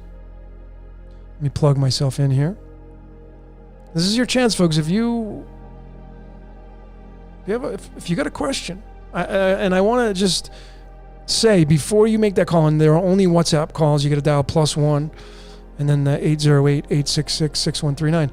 If you're going to call, have a point to your conversation, please, for the benefit of everybody. We're here to learn. If you have an idea you want to talk about, great. If you have a question, if you want a card pulled, the best thing to do is what's the most important thing for me to focus on in my life right now. So here's your chance, folks. If you want to talk to me straight up live, you don't have to mention your name. I don't care. I'm not going to mention your number. Everything's completely attorney-client privileges on this layer. We have some fun with this. But if you want to call in, now's your chance. Okay? And as I wait, I'm going to go through some of these tarot cards. I'm going to show you more and more about how this reality works. Okay. So this is an interesting card right here. And this one is the 9 of Wands. And when you look at the card, when you look up really close, the guy is standing with a wand in his hand. And the wands means clubs, which is the mind. So this is all in your mind, which precedes the spoken word. But he's got a bandage around his head, indicating that he's been in a war. And that's because this card is derived from the 9 of clubs. And the 9 of clubs is the card of the Titans. 9 means endings and completions. Here it is.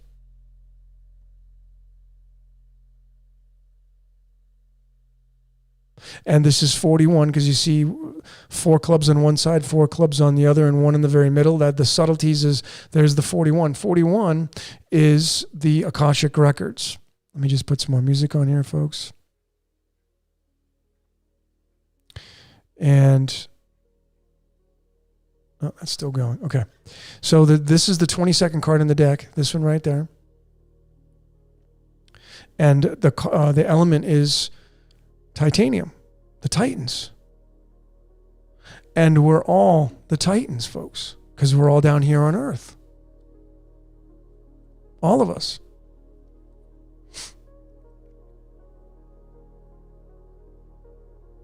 Okay, so let me get to some of your comment. Oh, you know what? Oh, yeah, you got my phone. Okay, the phone number's there. The live was blocking it.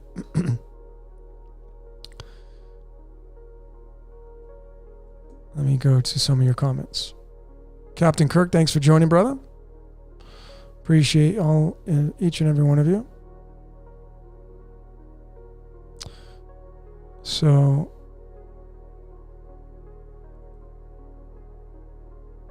I believe what you... All right. I'm trying to read some of your comments, folks, so just bear with me.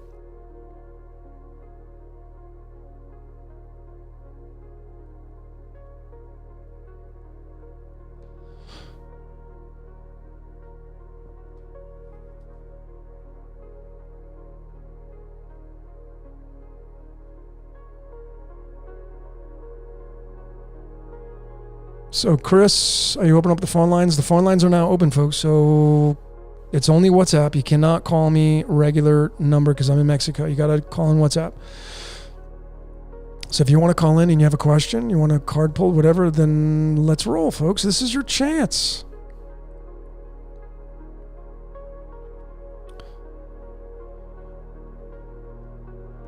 $33 and 10 of dimes, and I'm probably gonna. We can. If I don't get any phone calls, that's cool. Maybe I will.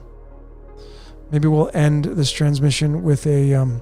We'll do a collective card pull like we did last time, and we pulled. If you remembered, if you were here, we pulled the star card. I asked each and every one of you, the last time we did a collective card pull, how do you see the world this time next year? And we pulled the star card, and that's the Star is Born.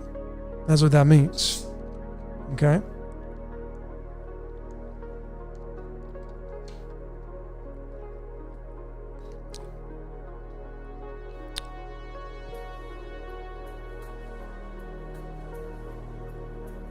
So let me just get this set up in case some of you want to jingle in.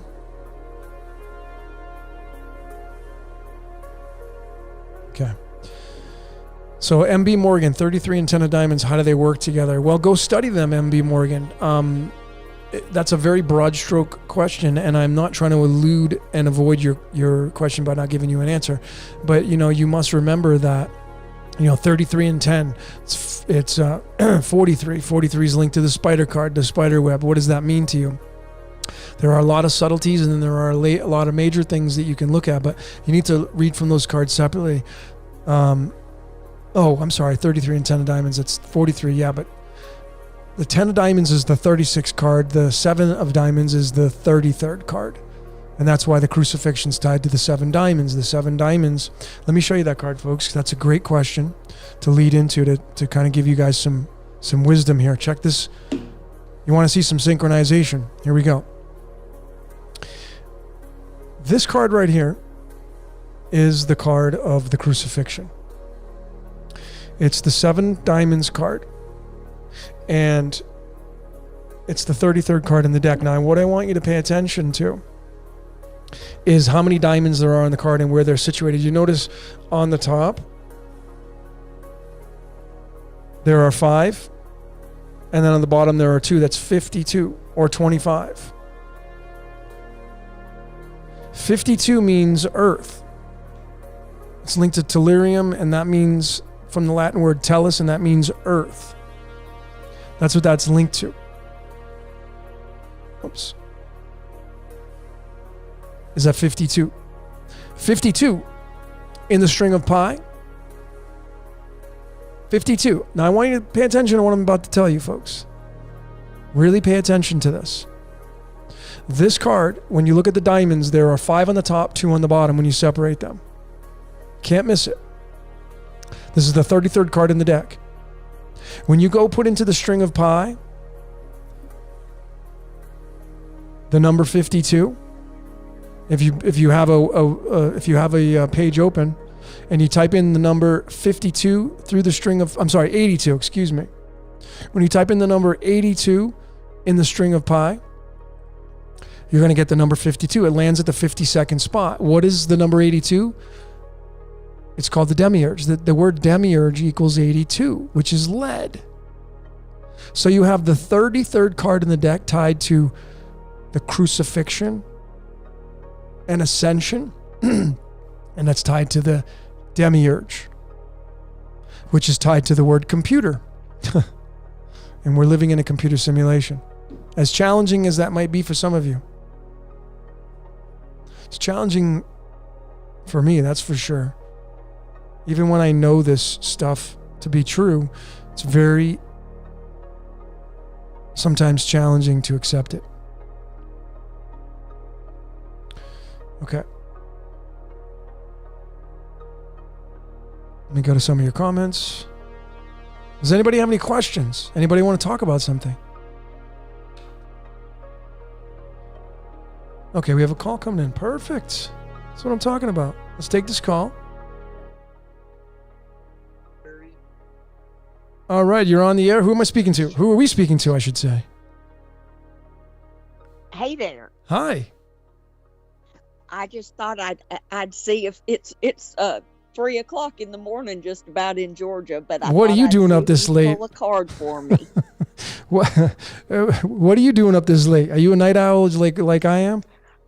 Well, I must be. I was watching your show. Are you not on live? Still on right now. Yeah, we're on live right now. Oh, okay. Yep. Yeah. And do you mind mentioning your name? Is that okay? Yeah, it's Deborah. Deborah. Okay, cool. So we're going to pull a card for Deborah. And Deborah, do you have anything specific you want to ask, or you just want to know what the most important thing to focus on in life right now is? That would be great. That would be great. Okay, now would you like me to pull a card in the very dead center of the deck, the top of the deck, the bottom of the deck, or you just want to fan the cards out and pick one from wherever I choose? Do it in the middle. The very middle. Nice choice. Okay, so Deborah, we're going to find out what the most important thing for you to focus on your life right now. We're going to pull from the very dead center. And then what I'm going to do, Deborah, I'm going to suggest that you do a search on this card when I pull it for you, because you're going to be able to go to this website and it's going to give you much more keys to your kingdom. Okay. Okay? That's great. Thank you so much. No, it's my pleasure. So the card that you pulled, and there's going to be a lag on this, so because of the transmission and whatnot. This is the card you pulled. It's called the Two of Pentacles. And the symbolism between this card, this is the Two of Diamonds, the 28th card in the deck. This card is all about juggling different things, like kind of like being the jack of all trades, kind of like you're handling a lot of things coming into your life. Right now, you're having to maybe manage many different layers that are going on in your life right now. But what this card is saying is that you can definitely handle those areas. I mean, right now in your life, is there a lot of things going on that you're having to deal with and juggle and kind of balance in your life? Yeah. Yeah. Okay. Serious. Okay, cool. So the good news on that card is that card specifically says that you're able to handle those areas in your life with ease. So all I'm going to suggest to you as a metaphysician is to gently own that space. So if you're going through a lot of things and you're having to juggle a lot of things, Deborah, I'm clearly going to suggest to you that you can own the space of being able to handle all that kind of stuff in your life. Okay. Okay. Well, that sounds good. I'll sure work on that. Okay, that's great. And I appreciate your support with supporting this channel and Sure. all the stuff that we're doing here. And thanks for calling in, Deborah. And get some rest. So You're welcome. Okay. All right, until next time, you too. Okay, All right. bye-bye. Good night to you in Georgia. So there you go. We have Deborah calling in. I'm trying to get some music here, folks, to switch it up a little bit here. Let me get to and I'm going to play some Time Cop.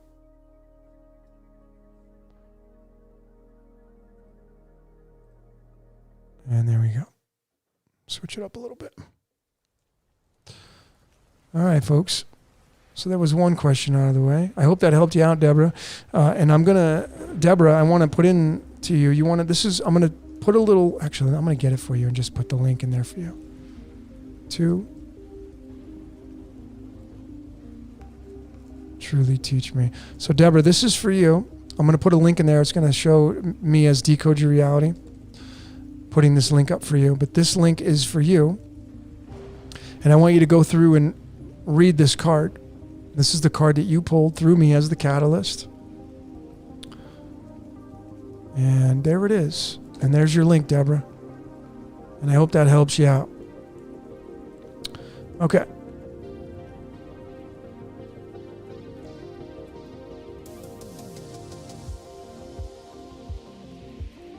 Jen Cardona is asking for me to pull a card. Oh, your birthday is tomorrow. Well, happy solar return for you, Jen. And I'll be more than happy to pull a card for you. Let's do that. And let's see what the most important thing for Jen Cardona, whose birthday and solar return is tomorrow. Hope you make it a great one. Let's pull the middle card and reveal.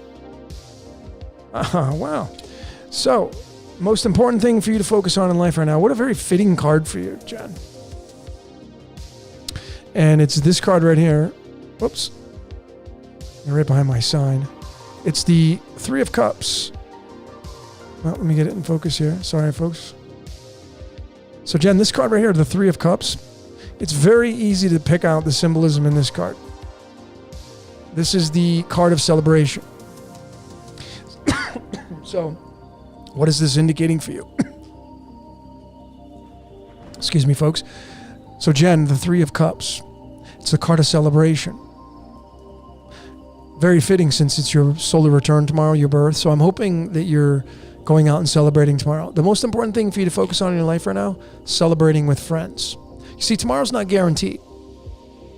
And I'm not saying that to, put a damper on your life, and I'm not being negative. I'm just saying is, folks, whenever you pull the card of celebration, it literally means to get off your ass and go celebrate. So, Jen, go have fun with your friends. If you haven't planned a party or if you haven't planned anything to share with your friends, then that's exactly what you should be doing. To go celebrate your solar return.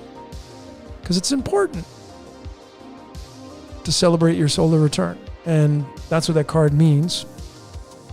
I'm actually going to pull that up for you. I'm going to give you more. I'm going to Google this and I'm going to send it to you. Three of Pentacles. Okay, so Jen, this one's for you.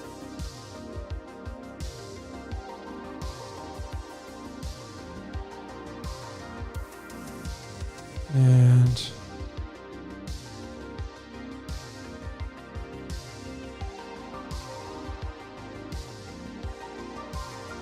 there we go. I'm just waiting for I had a little disruption in my chat box here.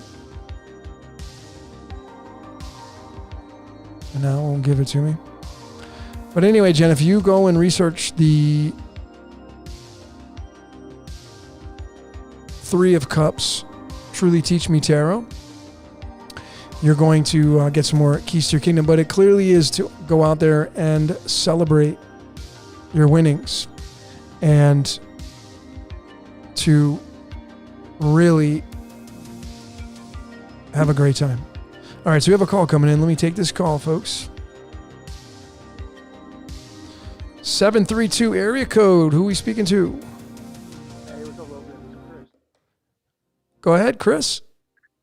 How's it going, bud? Good, man. How you doing? I'm doing pretty well. Can't Awesome. complain. Thanks for calling in, my friend. Oh, thanks for all your work, man. It's really great. You're very welcome. So what can we do for you? What do you want to talk about something? Do you want to share something? Do you want to pull a card for you? What? I had a question. I guess you could pull a card after I had something to say. Well, this is toward the card. So I met a girl from Singapore over a year ago online, right? Long story short, became friends, talked every day, video chat, etc.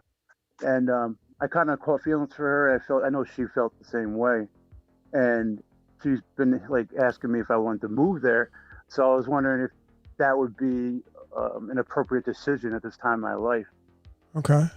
Well, it's really interesting because typically, Chris, the answer is right embedded into the question. Yeah, usually. It is, man. So let me kind of help you out a little bit with this, and we can, pull. I'm a Cancer and she's a Virgo. That doesn't really matter because two people will match up. And remember, folks, there are no mistakes in life. There's just the code expressing itself. See, we've been kind of bamboozled with the whole stupid, I made a mistake. No, you didn't, because mistakes actually teach you something, right? So just things that happen to your life. So let me help you out with this, Chris. So what I would do with this, and I've got this question asked a lot, is do you, deep down inside, like your instincts, do you want to move to Singapore? It crossed my mind plenty of times so far, but due to like the issues that are going on in this world at the moment. Doesn't matter about forget about the issues. Yeah, forget about the issues. Set those aside. Like they're not even relevant to right now. Go with what you feel. Get rid of like all the nonsense and all the distractions that are going on on the world stage. If you get rid of those for a minute, you tell those like leave the room right now. And you're just sitting with the idea of like, imagine the world's a perfect place right now. Would you go to Singapore? 100%. Yeah. Then go. Yeah, that's true. Because if you, and you have to resonate with that though. Like I'm just making a suggestion. I can't tell you to do that. Of course, yeah. You know what I'm saying? But see, we end up looking at the world and then we make our decisions based upon what we see versus what we feel. Correct. Right? So if you have a strong connection to this person and they're saying, hey, you should come over to Singapore, dude, you may never get a chance ever in your life to do it again. I know, I thought about that. That crossed my mind a lot. Absolutely. I mean, what's the worst that can happen? You go over there and it doesn't work out? And okay, you come back. Yeah, exactly. But at least you say you tried. I mean, you can't hit a home run unless you get up to bat. So the question's always in the answer. I mean, the answer's always in the question. Yeah. Yeah, it's always there, dude. Yep. Yeah, I hear you. Mm-hmm. So what would be your on the card? Do you want to know what the most important thing to focus on in life right now? Because see, I can tell you this: if you say, "Well, should I go to Singapore?" This is going to connect to the way you feel. And if you feel like you're kind of like, well, the world's scary right now, and this card is going to resonate with that information, it's not going to predict your future. It's going to tell you your real-time energy. To be honest with you, I'm not really worried about the whole COVID situation in general. Good. I don't want to get into that, but I'm not concerned about that. It's just a big step, you know. That's what I'm. Absolutely, it is. Yeah. But what comes with big steps is big things that happen in life. Yeah, exactly. You know what I'm saying? So what would you like me to do with the cards, my friend? Yeah, you could pull one and see what it says in the direction. Okay, and what would your question be towards the cards? What do you want to ask it? What did you say before? What direction I should be going? Well, no, I mean, if you're unsure about what question to ask, the best thing to do is to say, "What's the most important thing to focus on in my life right now?" All right. Do you want to do that, or do you want to curtail it towards going to Singapore? What's the most important thing I should focus on in my life? Okay, cool. And now I'll ask you the second question. Do you want me to pull a card from the middle of the deck, top of the deck, the bottom of the deck? Do you want me to fan them out and choose a card? Which one would you like? Ooh, top of the deck? Let's fan them out. You want to fan them out? Okay. If you don't mind. Yeah. Of course I don't. I gotta replay this because I have you. I'm not even watching the video. I know you'll see you'll be able. Well, the cool thing is we'll do this live, and then you'll be able to go once we hang up. You can go watch it. Yeah, you can go watch it. Okay. Cool. So let's pull a card for you. So, Chris, this one's jumping out at me right here. I'm a 2 of diamond. I've been 28. following you for a while now. Awesome. Thanks for the support. Yeah.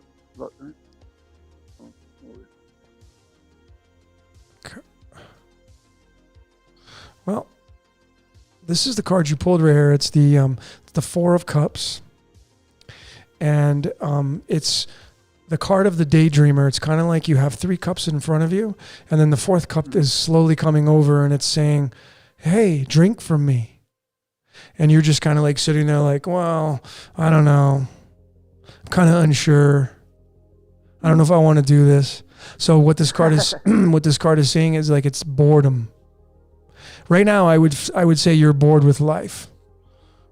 You're bored with the choices in life. You're bored with the conformity of life. You're bored with the circumstances in your life. And right now, this cup is coming towards you, and it's offering you a change in your life. Oh, interesting. Yeah. And will you take that change? Yeah. Are you willing to take that step and take that risk? Because, with risk comes reward. Mm-hmm.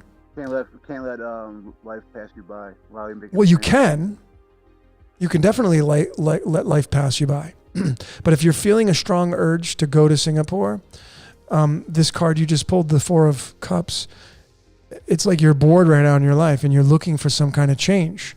Well, dude, let me tell you, you can't make change unless you actually act upon it. Absolutely, you're right. You know what I'm saying? 100%. Yeah, definitely. So I hope that helps out. And hey, call me from Singapore when you get there, okay? No doubt, man. Thanks a lot for all right, your Chris. work. Thanks for your support, brother. I All right. appreciate you. Much No love. doubt, bro. All right, man. You too. Much love, bro. All right, so the great Chris. Chris, I hope you it's called the Four Cups, and I'm really hoping that I would go to Singapore, dude. I would. Hey man, I came to Mexico, and maybe this will help you out. And if you resonated with that message, folks, if you're listening to this and you're like if you're just like Chris and you're like, I have to make a decision in my life right now, and I don't know what to do. Typically, the answer is embedded right into the question. I mean, if you're like, well, I should I move right now? Just you asking that means, frick yeah, you should move. All right, so we have another call coming in. We're going to get bombarded by calls now. All right, someone calling from LA somewhere in Burbank maybe, or in that area. Who's the Valley? Who do we have on the line? Hey, Logan, how you doing, brother? This is Nicholas Paul. Nicholas Paul, thanks for joining, brother. How you doing? I'm doing well. I managed to find a set of headphones to go with my phone because technology is not my friend right now. My mic on my phone's not working, and I can't find my AirPods. But well, I can hear you just fine, so that's good. Yeah, I'm calling because the last call you just had sort of inspired me to call in to ask you something little regarding something rather personal, and seeing maybe if the cards or maybe the intuition or the feel of everything would maybe some insight would come of it. Okay. Pretty much, I'll give you a short rundown, pretty much, because it's a long story. Yeah, try to keep it as short as you can. Not to belittle your situation, but just to keep these flowing. Yeah, I totally get it. Okay. Long story short, there's a typical love of my life type of situation that left about 5 years ago because of just career circumstances brought us apart from each other. And about a month ago, I had a feeling about hearing something regarding her, like an email, just hearing something about someone seeing my YouTube videos. Surely enough, a week later, her mother reaches out to me and starts opening up about her daughter and updating me on her, asking me about my life. I'm wondering if there's any insight on that, whether if that happened for a reason. Because no matter what I go through, I'm always sort of drawn back towards her. And I've tried, believe me, to, move on, and I'm in no way delusional. It's just life always seems to bring my heart back towards her. Okay. And I guess so I'm just trying to make some sense of it, because I just had a feeling, and surely enough, it happened a week later. Surely enough, it happened. Yeah. I even told my mother about it, because I just felt in my heart something about it. Yeah. Well, I know the feeling.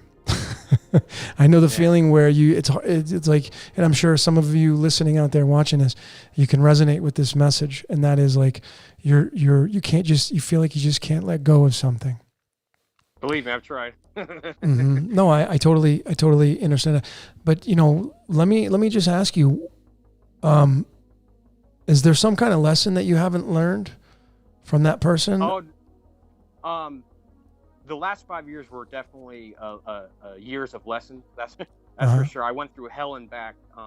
Not because of her mainly, but a lot of deep-rooted issues sort of came to a head after her leaving. Okay. A lot of childhood trauma that I went through. Okay. Abandonment, shit like that. Okay. Stuff with my father. So not anymore, but I did go through a lot of lessons. Okay. All right. And so, what are your ties with this person right now? Let's kind of get down to the nitty gritty.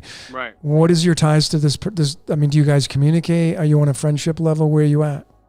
It's the weirdest thing. She was my best friend in the whole world. We planned our unborn baby's names together to when she moved. No, but right now, in this current state? Right now, nothing. Yeah, I haven't heard from her. How long's it been? Since I heard from her? Yeah.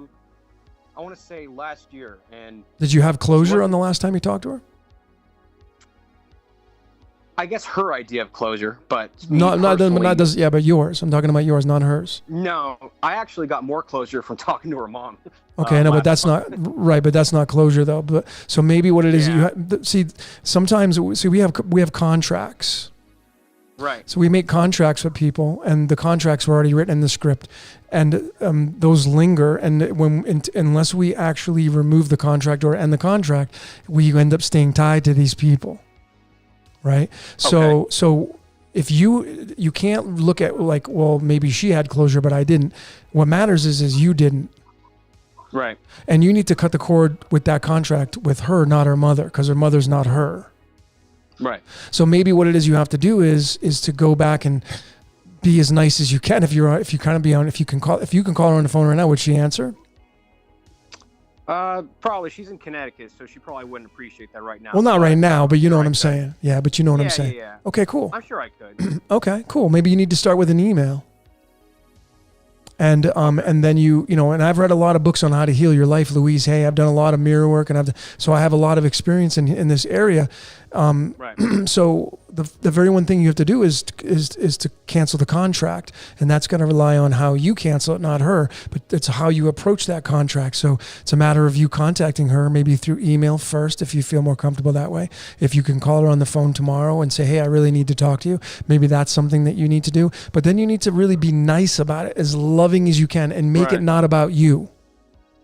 Right. Because you know how people are, man. They're like, "Oh, this is all about you." You got to make it very neutral and just be like, "Hey, I need to have some closure here," and maybe the closure needs to be there, or maybe you need to go back to this person. Maybe there's still a connection between you two. Oh, I would absolutely love that. It's just for whatever reason, her mother explained that it was probably her fault because she sort of raised her to be career driven. Mm-hmm. So I think her, like you said before earlier in your live stream, how we have a set of instructions we get from our parents. I realize now that she was living by her set of instructions. That's right. And it makes sense now, Mm-hmm. but it took me quite the journey to realize all that. Yeah. But she wouldn't talk to me. It's weird. And it was the weirdest thing. Like my best friend to then not wanting to talk to me. So I couldn't really get that chance for closure. Well, I'm hoping maybe that her mom reaching out to me was maybe a sign that I will have that chance. Maybe. Well, it definitely was a sign.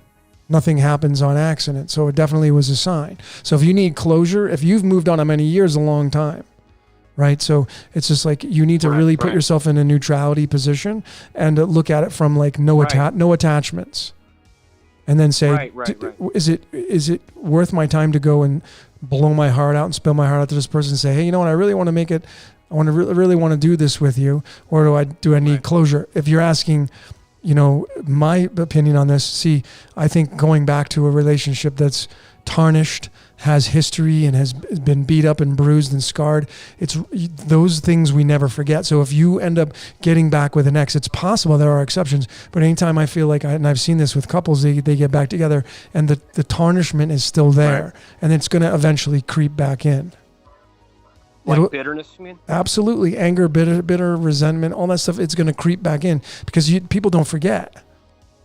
Right. And then you may come back and oh, it's fresh, and oh, this is great. We haven't seen each other in a year. But then once you conform and you go right back to how you were, because you will, then the stuff that's swept under the rug, it's going to just resurface. And it's challenging. Right. I totally see what you're saying. Yeah. I mean, I know I'd be willing to forget. She's that one that every guy has in their heart. Right on. That she's just that one person to me. So I'd be willing to be like, hey, I forgive you for ghosting me or whatever you had done. It's just a matter of her opening her heart. Yeah, but if you call her on the phone and say, hey, I forgive you, she'd be like, what do you mean? I didn't do anything wrong. So you're not calling her to forgive her. You're calling her. You can just forgive her without telling her. You're calling her to have closure. Right. Big difference. Okay. So what do you want to do with the cards, man? You want to pull a card to see what the most important thing for you to focus on in life right now is, or? Sure. I guess. Nicholas. Yeah, I guess. Yeah. Okay. Do you have a specific way you want to pull a card? Middle, front, back, fan them out, pull one out. What do you want me to do? My spirit's saying middle. Middle. Okay. So Nicholas. Whoops. Well, I'm going to leave that one open because that one popped out of the deck. So that one's always a sign. Okay. Yeah. So, So the card you pulled is the devil card. Okay. Yeah. And that card is all about addictions and attachments. Okay. And the card that fell on the floor is the Two of Swords, and the Two of Swords is all about indecisions. This card, when you look at it, it's a person, it's holding two swords, so it's willing to go into battle, but it's at nighttime and it has a blindfold around its eyes. And this card always means indecision. So when you pull the devil card and you have this card fall on the floor, clearly it's telling you loud and clear, my friend Nicholas, that you need to stop being indecisive and get rid of the connection, get rid of the addiction, get rid of the habit that's holding you back. The devil card always means something that you're attached to. Okay. And since you called and they're asking me and you said you get this phone call from her mother, that should be clear and convincing evidence on what it is you need to do to move on, because you need to cancel that contract. Okay. Okay? Okay, well, thanks so much. All right, Nicholas. You're welcome, brother. Much love and all the best. Okay, brother. All right, folks, we got a little off topic. That's kind of not decoding your reality, but it's helping somebody out pull a card. So, Nicholas, that is the card you should be focused on, dude. Indecisions, making a decision, and then cutting out the addiction in your life, the contract. That's what that means right there. So, folks, if that resonates with you, maybe that'll help you out. Okay. So does anybody have any questions? We got quite a bit of people watching right now. Does anybody have a question? Anybody want to call in? There's the number, +1 808 866 6139. That's the WhatsApp number. Let me get to some of these comments. Super champion rocker. We are all the devil and Jesus. That's the fun of it. Abso-friggin-lutely, you're right. All right, so we have another call coming in. And 404. I know this. Is this Lisa? Hey, yeah, it's Lisa. What's going on, Lisa? the area code with the currency. 404, baby. Man. 404. Yeah. Currency. I like it. I love it. I'm a lucky girl. Well, you are. Well, part of your code, right? Part of your code. So let me ask you, Lee, let me ask you, Lisa, have you decoded your address where you were born? The latitude, longitude of where you were born? You've done all that stuff. I did that like a year and a half ago. Okay, cool. My address number is 1075, and when I looked it up, where I was led anyway, because you can go like a million directions with numerology. It's everywhere. Yeah, you it's can. Like the code of the universe. We know that. Yep. Anyway, what I found at the time, it resonated with me, so I just didn't look anywhere else, was that I was supposed to connect the dots and piece things together and see things clearly. Okay. And I've been through a lot of drama this year. I'm Okay. going through a divorce right now, and we're in like a settlement. Congratulations. Battle. It's really dramatic. It is, but congratulations. So you got to look at the fun side of it, and you got to look at the positive side, because out the end of that. I'm getting. Yeah. Go ahead. No, I'm just saying out the end of that chapter is going to become a better I'm you. At the end of the chapter. At the end of that chapter will become a better you. Dude. Yeah. I know. Yeah. I need you to draw me a card, though. Okay, cool. Would you like me to pull a tarot card in the middle, the end, the beginning? You want me to fan them out and pull a card? I want you to do what you feel, because I feel like you're going to know it. I'm going to pull from the middle then, because I've been really having fun with the middle of these cards. Yeah, and do you have a specific question that you want to tie this to? I think that you're just going to give me the message I need. So Okay, well then we're going to focus on what's the most important thing for you to focus on in your life right now. That's kind of the typical question to go to when all else fails, and you're kind of like, I don't really know what to pull. I'm very scattered right now. You're very scattered. Okay, so let's pull you together. Thank you. You're welcome. So what's the most important thing for you to focus on in life right now?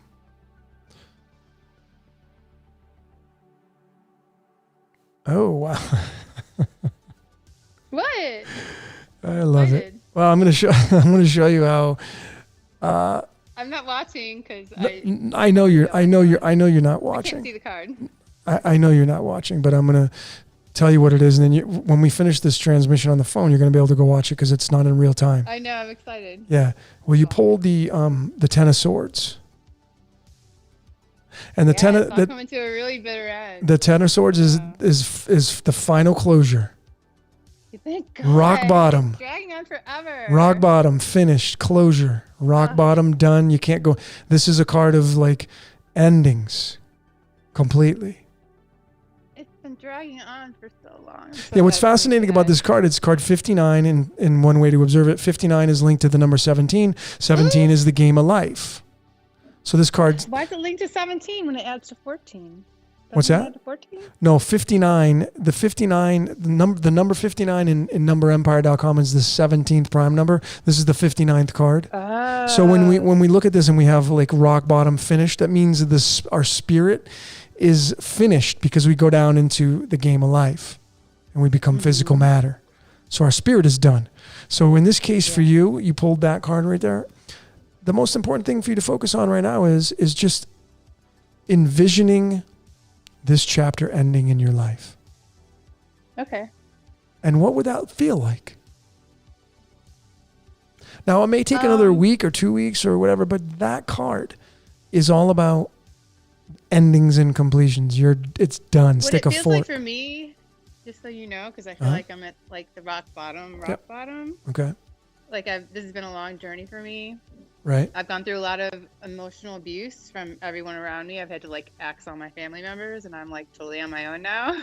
Okay. Anyway, what it means for me is that at this very end, there's things that I haven't wanted to see because I wanted to trust people so much and believe the best in them that I'm now seeing without even, it's like I'm intuitively seeing it before it happened. Just like, it's like the gods are giving me the knowledge before I have to actually, I've been wanting to be blind to how bad people have betrayed me. Yep. And it's like I got a download tonight on how bad the betrayal actually is without physical evidence, if that makes sense. Yeah, well, you just, Anyway. as you were, see what I do randomly too I feel is like I'm at the better end. I'm like finally realizing my husband's probably living with somebody. Who cares? He basically abused I know, but that's not your, me and I was married to him for but that's not your 25 years, business so I'm anymore. just I know, but think about it, Jen. That's not your business, Lisa. But I'm getting is over this last hump. right. Now the whole time. As you were talking and telling us all that story, I pulled a card for you, and I pulled the 10 diamonds. That's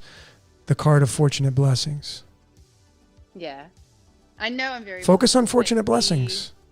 I see my future. It's not too bad. Well, make it what you want to be, even though the code is written. It's what you download. Yeah. Okay. I downloaded a lot, and I have a lot to look forward to. So New beginnings. You just pulled the Ace of Hearts. This is the card you just read. New beginnings. Oh, that's awesome. I'm excited, actually. New beginnings. Focus on your new beginnings. What is your chapter going to look like? Okay. A lot of people, and I'm going to take your call off air now, Lisa. Thanks so much for calling in. But if you resonated with Lisa's message, if you're at that position, you ended a marriage or you had to end a relationship or what have you, folks. You see, if you've a lot of people, they'll wake up every day and they imagine life being like a white piece of paper. And the challenge is people wake up and the piece of paper is not white. It has a shitload of stuff written on it. And that's your past. They keep reliving the past. So what you want to do is you want to wake up and have that piece of paper completely blank. That's how you want to wake up tomorrow. Write on it whatever you want. So Lisa, that's what I'm telling you. And Lisa pulled the Ace of Hearts card, and this is the card of new beginnings with the heart. So you're definitely made, and you've got the fortunate blessings, and so good for you. Focus on the next chapter, and what do you want to write on that chapter? Because if you wake up tomorrow and, I know you have to go through the ordeal of the divorce, and if you're going through a breakup, you have to go through that, and it's challenging. But what's going to demand your time, folks? If you're going through a breakup, when you wake up tomorrow, is that grueling breakup demanding your attention? And are you giving it energy? Because at the same time, folks, if that idea comes into your mind, are you be like, oh, okay, I'll just chase that rabbit? And if you chase that rabbit, it's going to give you a lot of depression and anger and resentment, everything that comes with that. That's all the possibilities. But if you focus on this card right here, new beginnings, like if that idea comes in and it starts to encroach into your mind, and it will, you'd be like, nah, I don't want to entertain that thought. I'm going to entertain my new chapter. And if you're willing to do that, folks, you're now in control of your mind, or what it appears to be in control of your mind, if that is really such a thing. The illusion, it's all illusion based. Okay? All right. Caroline Rose, thanks for. I also was wondering, Logan, if you have enough considered the Mayan calendar in your decoding.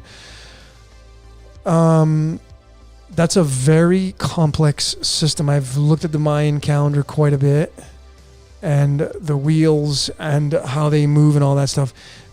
It's challenging enough to add in the cards and the tarot and all that kind of stuff, and getting people to catch on to that layer and this layer and that layer.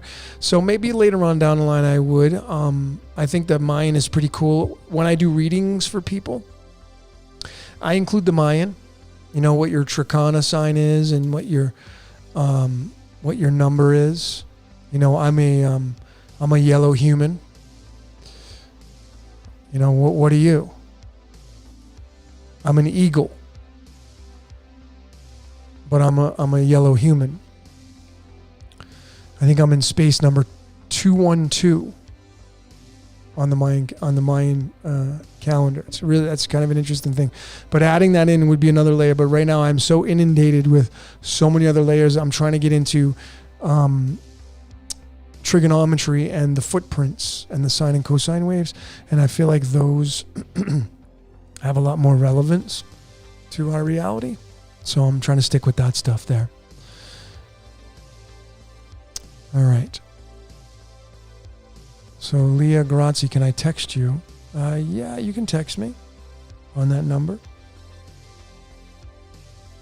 can try texting me.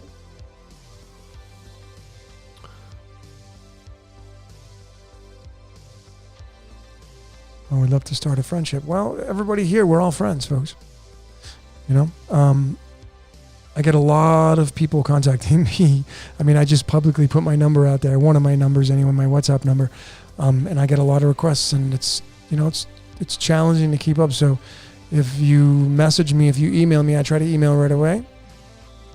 But if you don't hear from me the first time, give it some time, maybe email me back, because I got a lot of people, and the more I do this, the more of you are going to want to contact, and that's totally fine. All right, so we have another call coming in. Let's take this call. This is a lot of fun here. All right, 559 area code. Who are we speaking to? Hi, this is Brianna. Hi, Logan. Hi, Brianna. Nice to have you on the air. You're live in front of the whole world. Where are you calling from? Where's 559? That's all I need to know. Oh, Fresno County. Fresno. Okay, cool. Yeah. The central coast of, not the central, but the central part of California. Awesome. Yeah. So it's what, 11:30 at night there in Fresno? 12:20. Oh, 12:20. Okay, I'm an hour. Yeah. I'm an hour by. What can we do for you, Brandy? Do you have a question? You want to have a card pull? Oh, Brianna. I'm sorry, Brianna. That's okay. Yeah. Thanks for your support, by the way. And is there a card you want to pull or a question you want to have answered? Something you want to talk about? Yeah, I'll make it short and sweet. Okay. I'm going to kind of stick to that question you have. What's the most important thing for me to focus on in my life right now? Okay. And I kind of want it to go towards my career sector, because I feel like I'm really open in that area of my life. I can do a lot with all the hints I get from the universe. Okay. But I need some more direction. Okay. Do you know your astrology chart? Do you know that very well? Yeah, so okay. It's correlated with Capricorn, and I have a lot of Capricornian energy. Okay. And I'm just trying to What's your birthday? Figure out how to use it. I'm a Scorpio. What's your birthday? October? Or November 20th. November 20th? So you're the King of Hearts. Yes, that too. And it's a lot of emotions. Okay. So you got to own that space. You see, a lot of times what we do is we're not functioning at our full capacity because just the way you said that, right? Just the way you said that, you're like, you instantly gravitated towards, man, this is a lot of responsibility. I know plenty of King of Hearts. Capricorn energy in that manner. Yeah. It's being totally responsible. It's being like the adult as a child. Yeah. Totally.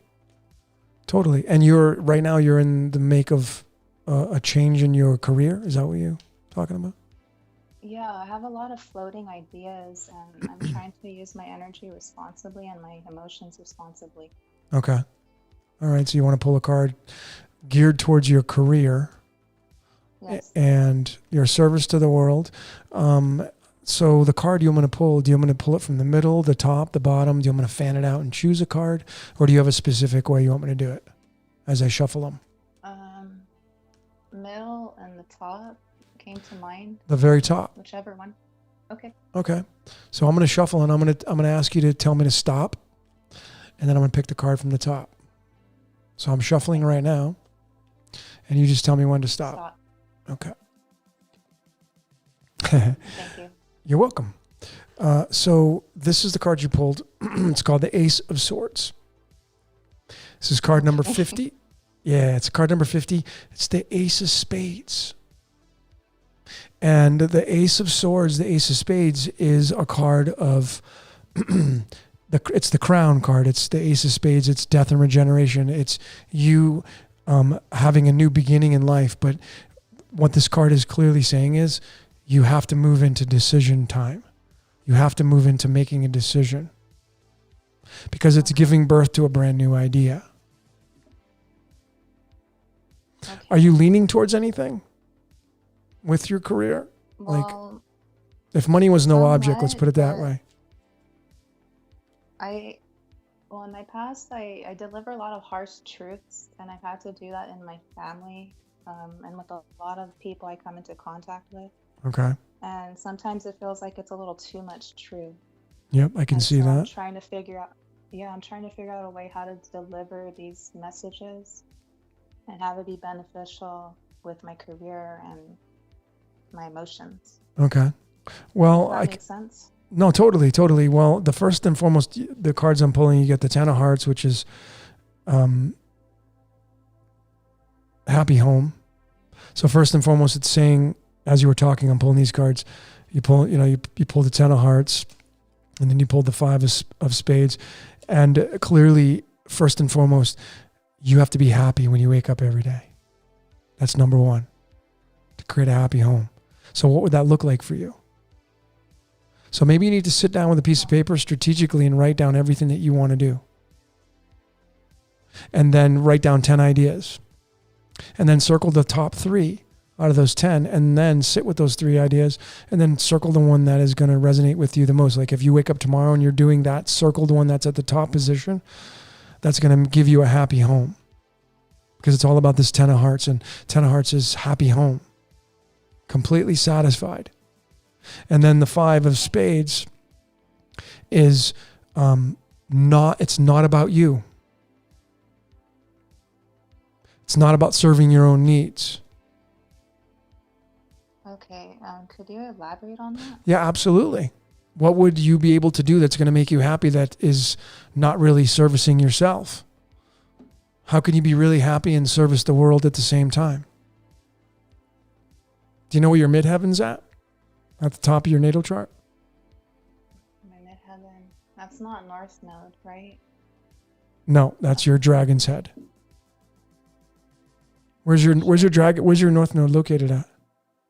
Capricorn. What house? 10th. Well, that's service to the world, my dear. The 10th house is always service to the world, not you. It's not about you. It's not about any of us. We're just cogs in the wheel. And that's how it feels. And I'm Right. trying to figure out Well, how to not make it so personal. it's Capricorn in the 10th house. Yes. Okay, so you either have Capricorn in your midheaven or you have Sagittarius. One or the other, depending on how your wheel looks. If it's Sagittarius, that means you're gonna. Do you feel like you need to move around a lot? Do you feel like I you feel like, use your my intelligence a mind is lot? that way. Yeah, I can oftentimes see multiple people's viewpoints and their perspectives. Mm-hmm. Okay. It's all the time. Right. Well, Capricorn means earth. So it means your service to the world will mainly be servicing the world stage and leaving something behind that is tangible. So it could be something in products, Could be a retail product. Do you gravitate towards products? Any kind of virtue, any kind of something that you can feel like maybe something you can leave behind that would be tangible? Do you resonate towards that? Well, I don't really have possessions is that what that means? Like things that I keep close? Well, let me just narrow it down. Do you know the time of your birth?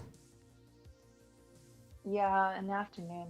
Okay. If you don't mind sharing your birth information, I can look up your chart. If you don't want to do that, I totally understand. Could I do that in an email offline? Yeah, you could do that offline. Yeah, I'll take a look at your chart. Just send me an email, decodeyourreality@gmail. I just need your birth time, birthplace, and birthday, and I can look at it for you. But because I don't know if you have midheaven at Sagittarius or Capricorn, and that's going to determine where you're going to gravitate towards. So if it's Capricorn and your dragon's head's in Capricorn, well, that means that you are definitely here to create something on the world stage. It could mean a product like a CBD product. It could mean, something like that, a retail product. It could mean you open up a resort and help people heal through the body, like a practitioner. It could mean that. Okay. Does that resonate with you? Not too much because I have a lot of ideas, like I said. Right. But I do have a lot of Capricornian energy. Right, but Capricorn means earth. So that'll help you narrow it down. Okay. So let me ask you this: if money was no object, and I don't want you to answer this, but I want you to go to YouTube, and I want you to put into the search box, "What if money was no object?" Alan Watts. Have you seen that before?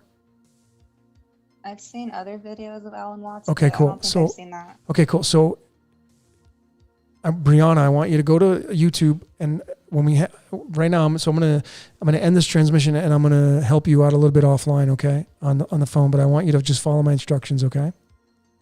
Okay. But thank you for calling in, and I hope this helps. And just send me your information, and I'll look at your natal chart. But Brianna and anybody that resonated with this information, if you're kind of in limbo and you don't really know what you want to do, and you're at those crossroads, knowing where you sit with your midheaven and your 10th house, because that rules service to others, is going to tell you a lot. But you want to go to YouTube and type in, "What if money was no object, Alan Watts," and watch that video. It's like 5 minutes long. And you want to watch that video.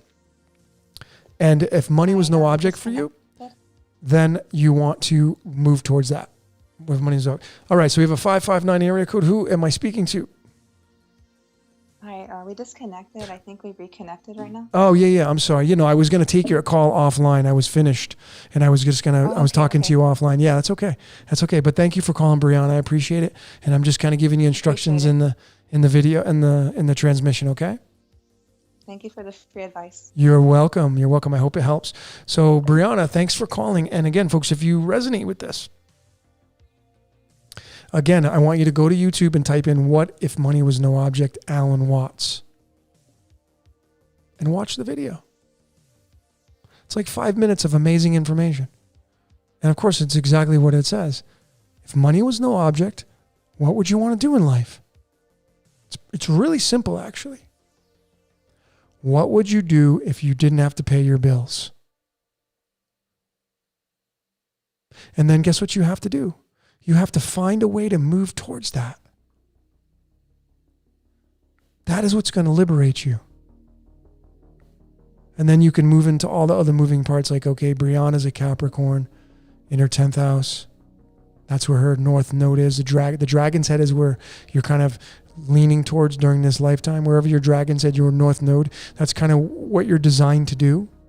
The dragon's going towards that. If your dragon's head is in Capricorn, that means you're moving towards something of earth. Earthbound. Leaving behind. It could be a tangible product. Do you resonate with tangible product? Have you always wanted to design your own card deck? Did you always wanted to design, and do you want to come out with a brand of water? Do you want to come out with a brand of potato chips? Do you want to come out and build churches for homeless people to go to? Do you want to go and build churches for young children? Do you want to go build schoolhouses for kids?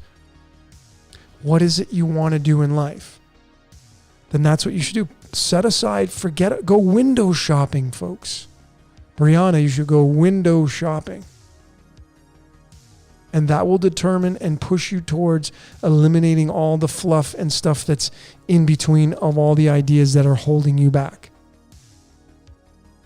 So I hope that helps.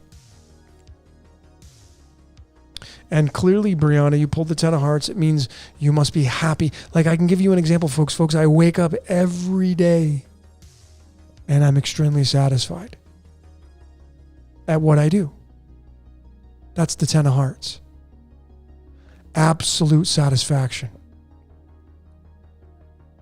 And you pulled the five of spades, taking massive action, not sitting still, making a decision. That's what you got to do. You can't go on vacation until you make a decision, folks. Just remember that. Some of you are stuck in the idea and you don't move into the execution. Some of you are stuck in the idea and you never move into the execution stage, which is where that great meme comes into play where it says, the road is paved with flat squirrels who couldn't make a decision. You've seen flat squirrels on the road. Maybe you've run one over. Couldn't make a decision. The road is paved with flat squirrels who couldn't make a decision. So don't be a flat squirrel.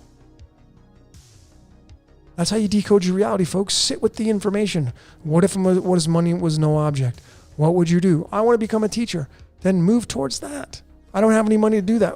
Do something for free to teach somebody until you actually are able to. How did I get into readings, folks? How do I charge for readings? I practiced it. I gave a lot of readings away. A lot. I still do to this day. What do you think I'm doing? I'm spending my evening with all of you amazing people. I'm doing it because I feel like it's the best thing for me to do. I'm feeling it because I resonate and I want to help people. I'm here to help. Guess what my midheaven is at, by the way, folks? Here's a perfect example of me living through my code, which maybe will help out some of you.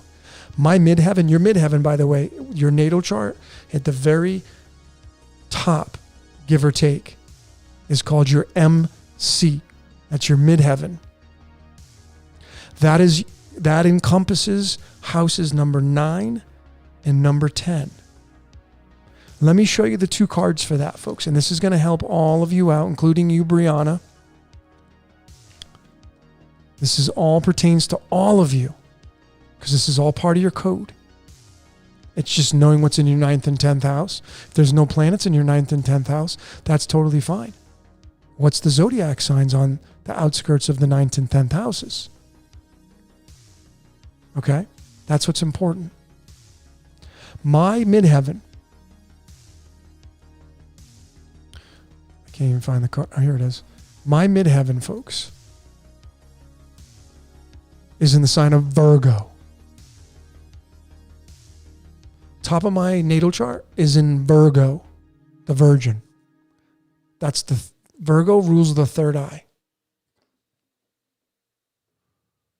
Okay? Virgo rules the third eye.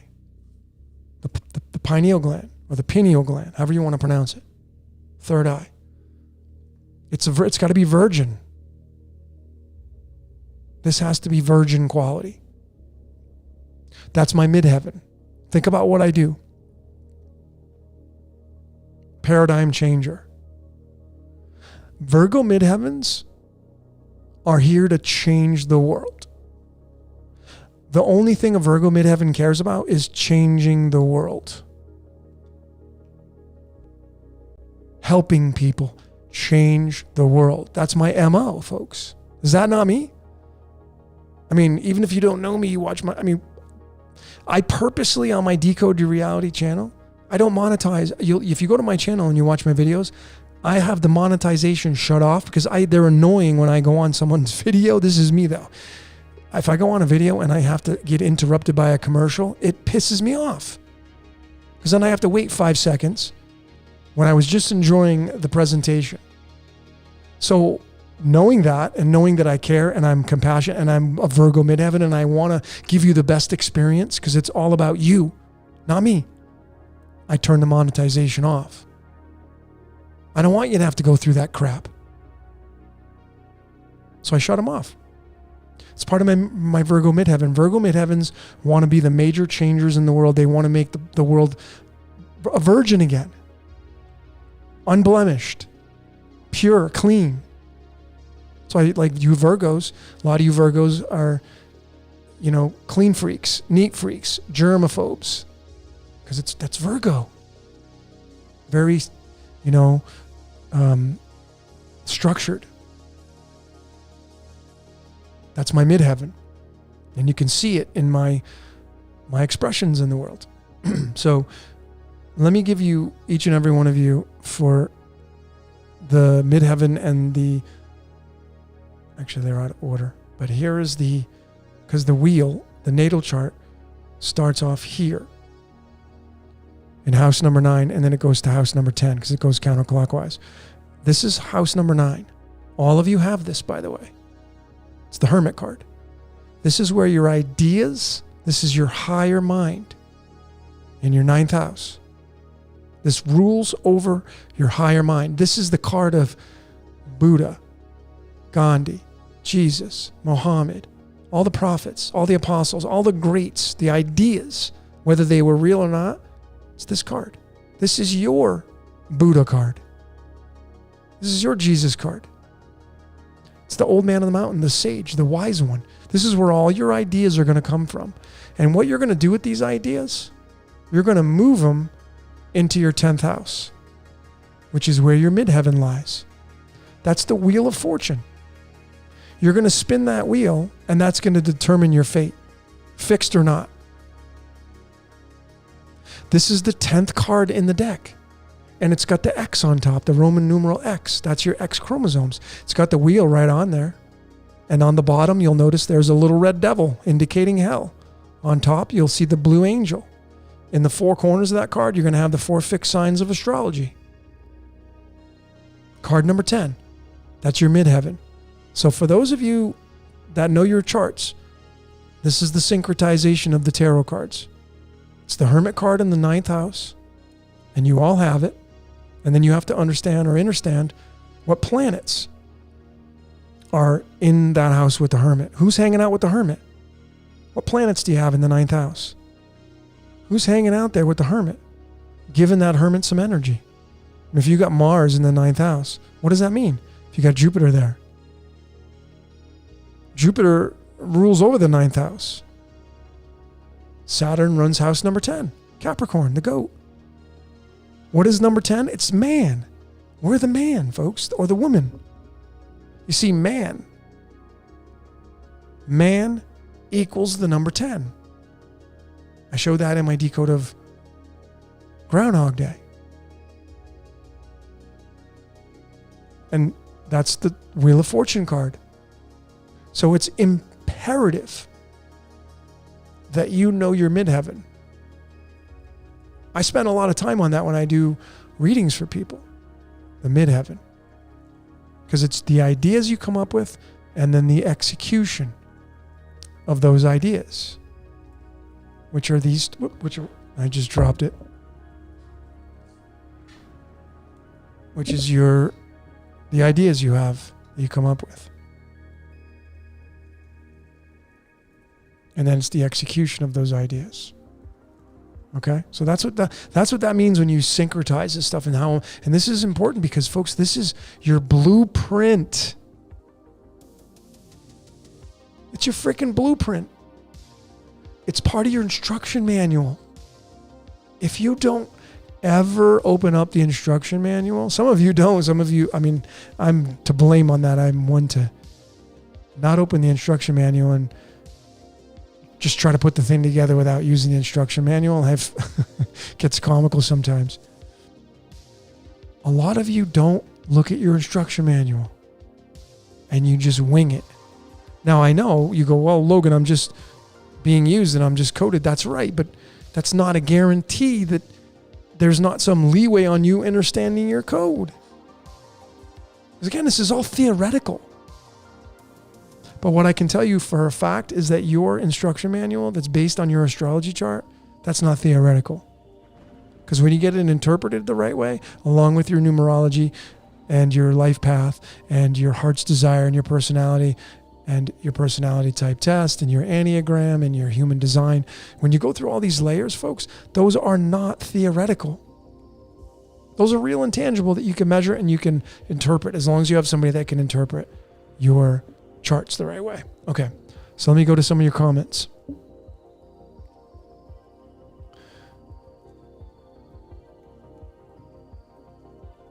Letty, thank you so much for your donation. Lisa, once again, thank you. I'm grateful. Thank you so much for your donations, folks. And for those of you that have donated, you're contributing to this great work. I do have a Patreon account, Decode Your Reality. And I have Patreons that come in, and I greatly appreciate them. It helps me continue to do this work. And like I said, I don't monetize my channel because I have people donating. People send me Venmos, people send me Patreons, and I appreciate them all. And those go towards me not having to monetize the freaking YouTube channel where you get interrupted by damn commercials, which absolutely drive me bonkers. So I don't do that. Okay, so can you drop the link to do the natal chart? I can't find my... So Letty, can you drop the link to do the natal chart? Yeah, sure. It's astro.com. There you go. You go to astro.com and just type in natal charts. And if you need some help with that, folks, just go to my How to Decode Yourself, and I show you how to do that. We have a phone call coming in. Let's take this call. So we have a 323 area code with this Los Angeles calling in. One of my favorite places on earth. Yeah, LA. Awesome. And who are we speaking to? My name's Chloe. Chloe, nice to have you. Thanks for calling in. Thanks for answering my call. You're welcome. What can we do for you tonight? Do you have a question, something you want to talk about? Do you want to pull a card for you? Yeah, I don't know how I would direct it, but the topic I wanted to ask you is about my health. Okay. I've been dealing with a chronic health issue for like the past 10 years. Oh, wow. Okay. And I'm fairly young. I'm 25. So Okay. like, it's kind of hard sometimes, like being so young Right. and not being able to do a lot of things that I want to do. Okay. And it's weird, like I'm not an emotional person, and just talking about it, I get like I can hear my voice getting shaky. Yeah. But I don't know, like I guess maybe just ask like if there's like hope or like why this is happening type of thing. Like I don't even know what kind of question, but it's just like a topic that weighs heavily on myself and my life. Right on. I gotcha. Yeah. Okay. So may I have your permission to kind of give you some suggestions? Mm-hmm. Okay, cool. So I don't know if you knew this or anybody else watching, but I'm certified in nutrition. Okay. And I've been in the health and wellness industry my entire life, and I still continue to use that. So first and foremost, and we're going to get to the mystical arts here in a second, but I wanted to suggest to you is checking off the list and making sure that you're doing everything that you can from a nutritional standpoint to ward off whatever it is that's going on with you. Okay, because you may have a genetic defect. That may be a possibility. Mm-hmm. You may have had an accident. Or there is the possibility of you not giving the body everything it needs to regenerate and to get rid of whatever's going on with you chronically. So number one, I want to explain and express to you, Chloe, and everybody else that resonates with this message. The body needs 90 nutrients, right around there, 90 or so nutrients every single day in order for it to regenerate and repair. If you're not giving your body 90 or so nutrients, it cannot effectively fix the situation that's going on with you. That would mean that, because it's very challenging to get that in the context of food because the soil's been so depleted. It's very tough to get that in the things that we are creatures of habit because typically we eat the same things. So we don't get the broad spectrum. So number one, you want to get something like a green powder, my favorite supplement is called Green Vibrance. It has all the nutrients that you need on a day-to-day basis. That's number one. Now you have to check that off the list. Number two, you have to make sure you're drinking the absolute best water that you can. Because water is alive and you're made up of over 70% water. Most people that I see that I coach on a nutritional standpoint, they're absolutely dehydrated. Okay. So you have to make sure and what's the minimum? 96 ounces. If you can't get, and that's 3 liters, by the way. That's like, let me get my bottle. This is the bottle that I drink from right here. This is 1 liter, give or take. It's glass. I drink from glass because I don't like plastic. I drink 3 of these a day, at least, minimum, 96 ounces. Because you have to flush. So whatever chronically is going on with you, you must flush all that stuff. You must keep, like it's like flushing the toilet. If you don't flush the toilet, it gets stagnant, all that kind of stuff. So we have to check that off the list. And I have a friend in Los Angeles, by the way, who owns the best water service, delivery and all that. And if you're interested in getting the best water, send me an email and I can hook you up and he'll give you a discount by mentioning my name. He's a great friend of mine. Best water in Los Angeles, best filtered water. Okay. So those are the things you want to check off the list. Okay. So above and beyond that, Chloe, if that doesn't fix your issue, or if those are things that you haven't checked off the list, then you would gravitate towards that. That's number 1. Okay. So then number 2, the genetic disposition that you have, if it is genetic, sometimes those things can only be fixed to a certain extent because maybe it's in your genetic bloodline. Right? Okay. So then you have to, like, are you doing everything you can to fix that to the as fullest extent as you can? I wouldn't say I'm doing everything right now, but Okay. I'm trying to figure out everything I Okay. can do, and then it's about actually doing it. Right. another Taking thing. action. Yeah. Yeah. Yeah. I totally get it. Trust me. And there's no really right or wrong way to do that. Right. But you can get in the mode of analyzing and never moving into the execution mode. Yeah, which Right. I can find myself getting stuck in. We all do. Yeah. I can't even tell you how many times I've self-sabotaged my life through the nutrition and I didn't even realize it. And I was like, what the hell? What am I? What? Oh my God, there it is. Right, there it is. But it's a matter of being in the present moment, being consciously present in the moment of your now situation. Like when you're in the shower, Chloe, are you in the shower absorbing the energy from the water, or are you in Never Never Land? And it's okay to be in either one. Yeah, probably never. Well, that's most people. Right? And that's okay. There's no right or wrong, but it's being in the now moment.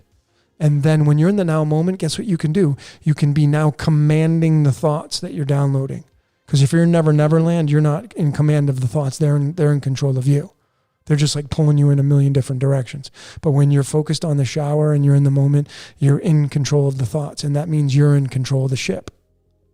And that allows you to move into the idea, into the execution. Okay? Yeah. Okay, cool. Does that make sense? Yeah, it really does. Yeah. It's pretty common sense, right? We get so far from common sense because life gets in the way. Yeah, we like to make things complicated. Way too sometimes. complicated. Yeah, way too complicated. Okay, so let's move you into a card and what would you like me to ask the card? What's the most important thing for you to focus on? I think you had asked. It's something about your health, right? Yeah, well, what would you think would be a good question to ask regarding that situation? Well, what's the most important thing for you to focus on when it comes to your health? Okay, yeah, that's a great question. Okay, cool. And do you want me to pick a card from the middle, the top, the bottom? Do you want me to fan them out and choose a card? The middle. The middle card. Okay, cool. All right, so let's pull a card for you, Chloe. So the card you pulled is this one right here called the 10 of Pentacles, which is the 10 of Diamonds. And this card right here is a card of having everything that you want. Having all your dreams come true. And in the cards, it's the Fortunate Blessings card. Mm-hmm. So how would we syncretize this with your health? Well, everything starts in the mind. The mind precedes the spoken thoughts. And since you have about 40,000 thoughts every single day, and since we're talking about you being in the now moment and not being off in Never Never Land, I think you need a little more structure in your life. I think you need to focus on more structure and more action taking instead of staying stuck in the idea. Your Fortunate Blessings and your chronic health issue is doing more action taking versus more just sitting and thinking about it. Mm-hmm. Does that resonate with you? Yeah, it does, because sometimes it's like when I can't do anything, I kind of let that make me sad about it, and then when I can, I just like don't even do anything because I'm just too busy being sad about when I couldn't do anything. That's called life. Yeah. Yeah, that's called life. But you just pulled the 9 spades, and the 9 spades is it's an awakening. It's a massive spiritual awakening for you. And since we're talking about your health, well, the 9 spades it's a massive awakening for your health right now. And you see, I'm going to challenge you now, and I'm going to finish up off air, if that's okay, unless you have something else you wanted to ask me. But I'm going to give you some suggestions, and I'm going to hang up. Is that okay? Mm-hmm. Okay, Chloe. So thank I'll you so much email for you. calling. Okay, thank you so much for calling, and you can email me as well. But Chloe and anybody else that resonates with this message, your message with this card, and this seems to be a reoccurring pattern with a lot of people tonight. What are you waiting for?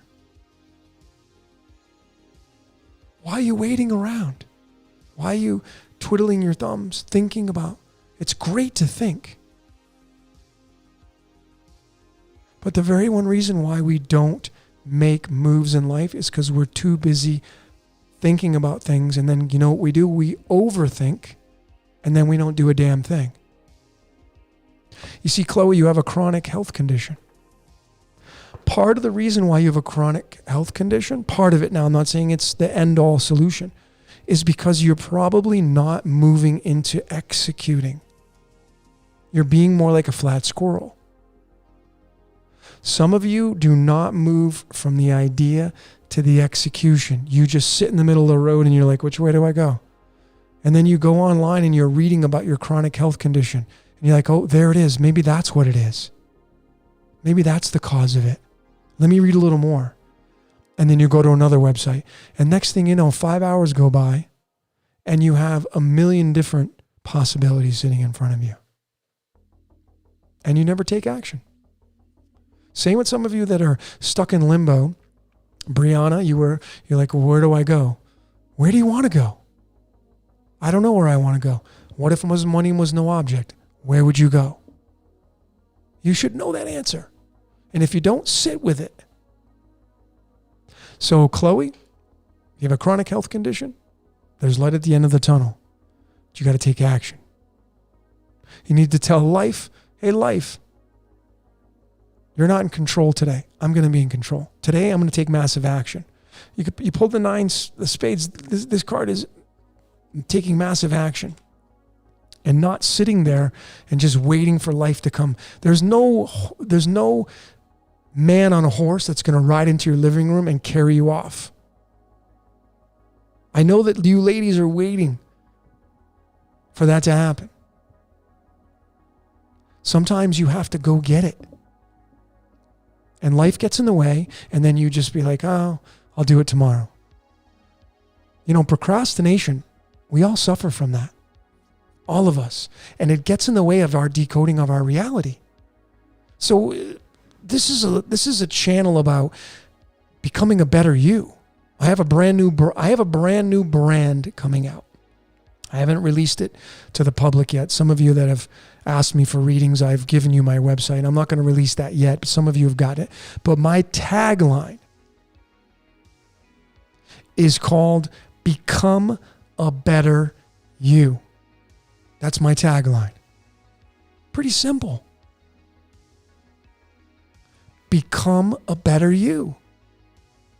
Folks, that's not going to be just hand delivered to you. It's like, here you go. Here you go. That's not how life works. No, you got to go get scarred up. You got to go beat up. You got to get broken down. It's not just going to be given to you and roll the red carpet out and say, here you go. Here you go, Logan. Let me just give you this. Got to work for it. You got to go execute. And, you know, some of you have to execute. It's as simple as that. Just go execute. I know life gets in the way, but if you're present, that's why I teach being in the moment, being in the state of gratitude, giving gratitude to the shower, getting out of your bed and thanking talking to everything like it's real. That's being in the moment. I talk to my pillow, I talk to my blanket, I talk to this mattress I sleep on, I talk to this microphone, my computer. I got a name for my computer. I got a name for my mouse. I talk to all this stuff because it helps me. Without this mouse, man, I'm like, I got to use my mouse on my laptop. It's better with this. This thing's alive. It gives me a lot of pleasure because I get to, all the graphics that you see, folks, it's because of this dude right here. Part of it. Do you ever talk to your mouse? Hey, thanks, mouse. Because of you, my life is better. So thank you. Now that may seem dumb to some people. And what does that got to do with decoding your reality? Folks, it makes you a better person. It makes you more in tune with the reality that you're in. Realizing that everything in this reality is consciousness. Everything. And it's alive. That's why, I know a lot of you, you'll go wash your car. And then you get into it and it drives better. It's like, man, do you want, why is that? Pride of ownership. Your frequency is better. It's higher. The car feels it. You're giving off a higher frequency to the people that see you being in a more happy mood because your car is polished and waxed and it looks better. It's all frequency, folks. If you have a chronic health condition, attack it. Talk to it. Chloe, talk to your chronic health condition like it's a real person. What do you want from me? Why are you here? What can I do for you? Talk to it like it's a real person. Some of you have health conditions. Talk to the health condition like it's a real person. Like it's really in the room. And ask it what it wants. Go sit out in nature. Go talk to that health condition. Like it's a real person and ask it what it wants. That's how you decode your reality. You talk to it like it's real. Folks, we pretend like everything's real anyway. Some of you have some amazing stories that you think are real that are bolt-ons to really what happened. And they have nothing to do with what really happened. But the story that you created around what really happened is just a bolt-on and it has no bearing to what really happened. But you give that story life by telling it to people. Yeah, Mary, this is what happened and he did this and he made me feel this way and I did. Nobody can make you feel anything. You got to do it to yourself. That's decoding your reality, realizing you're doing it to yourself. You're your own little devil. Own your shit. Player one, you said that you can't change your code. You can't. Life's a big contradiction, my friend. Life's a big contradiction. So when I say you can't change your code, I believe that. But at the same time, you can change it because I'm telling you can change it. So the message you need to hear from the code is telling you can change it. So if you believe you can change it, and then you go out there and change it, it changes it. But that was part of your code to change it. Does that make sense? It's a big contradiction. That's how it works. That's how I believe it works anyway. So have fun with it. And if you don't believe that you're being used, then go with that. You don't have to believe what I believe, folks. Just because I'm here spewing out some words doesn't mean you have to believe what I say. Make the truth your own. Maybe you think I'm full of shit. That's totally fine. I'm totally okay with that, by the way. Totally okay with that. I'm not the end all. I'm just a cog in the wheel. That's all I am. I'm, the hourglass, because you've seen my decode on down in a hole. I brought the hourglass, the sands of time. Yeah, we're all part of the sand. If you go to a beach right now and you walk on the sand, how many pieces of sand are on the beach? That's all of us. And we're irrelevant. We don't even matter in this world. I mean, think about it this way, folks. If I left this world tomorrow, is that going to change the world? Is it going to make any difference in the world? No, because someone's going to pick up where I left off, and they're going to take the decodes. All of you that have great decodes, all of you that are doing great work, you're going to go on without me. I would hope that I would inspire some people. But nonetheless, life's going to go on. It's not going to stop because Logan's gone. You know? Make the truth your own, folks. Okay? Make the truth your own. Okay. The ascending ancient. What if your code is to be sick to find a cure? Well, is that what you believe? See, when you decode your reality, folks, through the cards and especially your natal charts, have so much to do with this. That's why reading your astrology chart is really important. Folks, if you haven't watched my decode on how to decode yourself using the Vedic astrology system, why you have not watched that? It's free information on another layer you can observe yourself from. That's part of your blueprint. So if you decode yourself through all these layers, then when you ask the question, what if your code is to be sick to find a cure? Then it would stand true for you. See, I speak from experience. I resonate with that message that, that the ascending ancient said. Folks, I have so many, I used to be a competitive bodybuilder. I used to be much bigger. And through the years of torture that I put my body through, I have so many injuries. So what can I do with that code? Well, I mean, I've helped a lot of people working out. I can tell them what you should and shouldn't do if you want to have the best percentages of having a workout, a pain-free workout life. Some of you have to go through a certain sickness to then tell somebody, you know what? I've been there. Not just like, oh, I read that in a book. Street smarts is way different than book smarts. Listen, folks, everything that happens in your code is supposed to happen. That's what I believe. Now, you may not believe that. That's totally fine. I'm not here to twist your arm. But if you follow my channel, how do you explain that? How do you explain Bruce Lee and all the things that I showed? Clearly, I showed that what appears to him being in control, it was all an illusion because he was owned and operated by his code. Now, clearly, he was obviously living out. Would you say Bruce Lee was living out?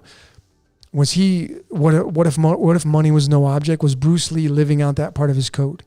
Like, do you think Bruce Lee was in his wheelhouse, doing his martial arts, doing movies? Do you think he was at his absolute best or at least close to his pinnacle? I would say yes. Can you say that for yourself? Can you say that you are living out your pinnacle code? And I'm going to challenge each and every one of you. If you have not fully decoded yourself, then the answer will be no for you. Remember the scene in The Matrix when Neo needed to learn how to become a fighter. He's like, I need to learn Kung Fu. So they plugged him in and they uploaded all that. They uploaded all that stuff. Here you go, Neo.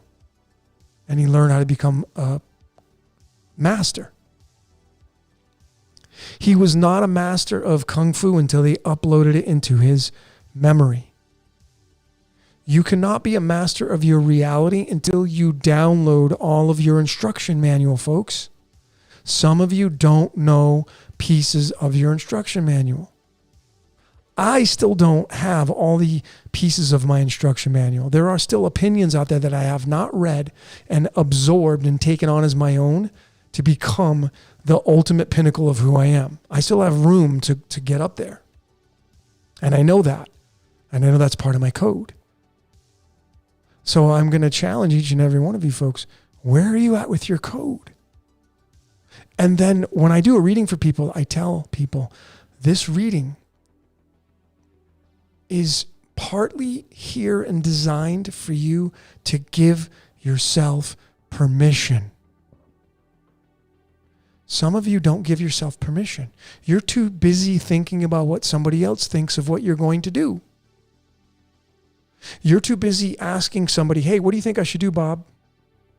Who gives a shit what Bob's going to tell you? Bob doesn't live in your shoes. Bob doesn't eat your breakfast. Bob doesn't brush your teeth. Bob doesn't have to go to your dentist. So why would you go ask Bob? Now, if you're going to pay somebody to mentor you on, like if you have to open up a business and you're like, oh, I need to go hire somebody that is more proficient in this area, that's a different story. But to just go ask randomly, some of you go to your friends and you ask them, oh my God, he's just, what do you think I should do? He's just not treating me right. Man, you wouldn't believe what he did. What do you think I should do? Some of you do that. Why? Your friend is going to give you their advice. And do they sleep with your boyfriend? So how would they know what to give you as advice? It's not a generalized piece of advice they're going to give you. It's case specific based upon their experiences of their reality. You should know what your partner does. You should know your partner's code. You should know why they behave a certain way. You should know their midheaven. You should know their rising sign. You should know where their moon is. You should know why their sun does a certain thing. You should know where their Cancer is. You should know where their Mercury is, how they communicate. And then when you see them show up in life, why would you even say, hey, you shouldn't be doing that? It's their freaking code. I see a lot of people, and I speak from experience, folks. This is not me just telling you from reading people's natal charts and life paths. I see so many people trying to tell their partners what to do because it's from what they see. Oh, you shouldn't be doing it that way. Well, I wasn't raised this. I don't have the same instruction manual as you. You do you, and you let me do me. You decode your reality, let me decode mine. And then we'll swap. I'll show you my code, and then you show me your code. And when I see your code, and then I see you showing up a certain way, then there's Bob. That's just Bob being Bob. You don't have to like it, because you're not going to like everything about your partner when you decode your partner. But it's when you decode yourself. Life is an individual journey, folks. All right, so let's get to some of your questions. Probably kind of went off on a little bit of a left field there. Let me get to some of your comments. With 4 kids, it's hard. Okay, so Letty says, with 4 kids, it's hard to find time for thyself. Yeah, it is. So Letty, so folks, if you're in this situation, if you have kids, or if you have a job that demands a lot of time, right? Something has to get sacrificed to decode yourself. So if you have 4 kids, well, the kids, it's part of your code. Your code is you're going to have 4 kids. So it's okay. So then, Letty, I'm going to say is, what do you do with your personal time? What is the priority in your life? Because you're going to have some downtime. What do you do with that? See, folks, I will guarantee you, some of you spend time doing things that have no bearing on raising your consciousness. Because if you were to go ahead and weigh out which one is going to raise your frequency to become a better version of you, become a better you, versus lowering it and just not a waste of time, because there's no waste of times, but if you levied it out, like if some of you stop watching TV, a lot of you watch a lot of TV, and you watch too much. If you just turn that thing off and you focused on decoding yourself for the next 30 days, any and all free time that you have when the kids go to bed, if you just turned the remote off and didn't watch the TV, put some ambient music on like I have playing in the background, and just decoded yourself for 30 days straight, you'd become a better version of you. And something's going to change. That's what would happen. So you can't say, well, because listen, I've been in personal development my whole life, and I go to these seminars and people are like, I just can't find the time. That's an excuse. That's just an excuse. I'm sorry. I just keep it really raw. If you got 4 kids, that's just an excuse. I'm too old. That's just an excuse. They're just excuses. We all make them. Find the time. Even with your here's a great exercise for you, Letty. You got 4 kids.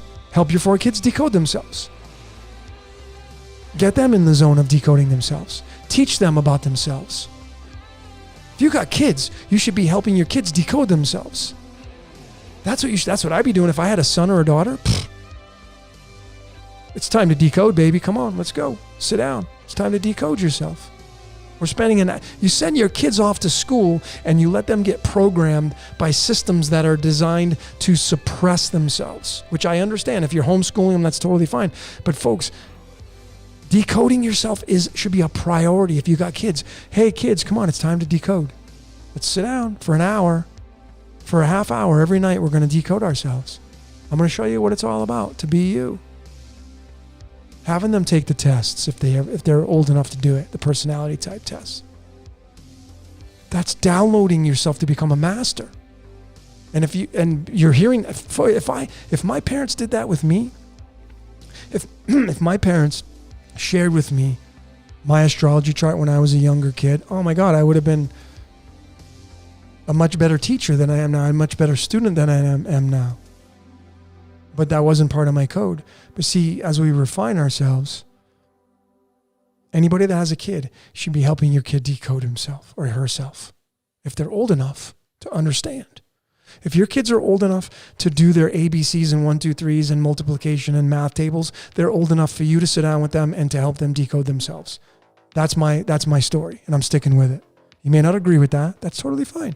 I'm not here to make you believe. I'm not here to twist your arm. I'm here to make the truth your own, and that's my truth for you. Okay? So that's it, Letty. If you got 4 kids, decode your kids, man. Some of you don't know your partners. Decode your partner. You know, I have a system I've created. It's called life coding. It's what I share with people that I do decodes for. And then for partners, it's called love coding. And that system is where you decode yourself and then your partner decodes themselves. And then you swap notes. And if I were to look at my partner and I decode my partner, I can guarantee you I'm going to see some things in her she's never seen before. Because I have a different observation point. If I were to compare notes with my partner, she's going to give me something and it's going to be like, oh yeah, okay, I can see it. But then I'm going to give her something. She's like, really? You see that? Yeah, absolutely. I see that in you. Different vantage points. That's called love coding. You swap with your partner. Very constructive. All of you should be decoding your reality. I know this is a little off topic than, typically this is a little more about relationships, but folks, it's all about becoming a better version of you. And it's all about really decoding your entire reality. See, I think I had somebody send me a question.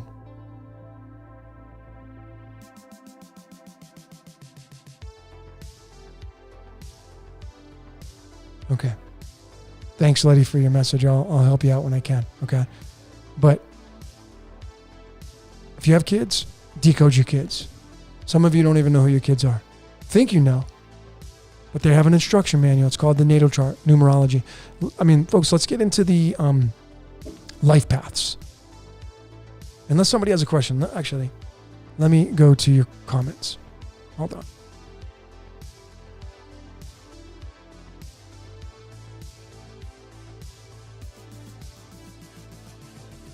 Okay, so Player one, maybe you are part of the Matrix Code. Logan, should I trust you? I don't know, player one. It's not up to, you're asking me think about the question you're asking me. Maybe you are part of the Matrix Code, Logan. Should I trust you? I don't know, player one. Do you want to trust me? That's not a question I can answer for you because you're asking me, should you trust me? Make the truth your own. Make the truth your own. We're all part of the Matrix Code, my friend, by the way. This transmission's part of the Matrix Code. It's creating part of the Matrix Code. Every time we do something, we're making the Matrix Code. Okay?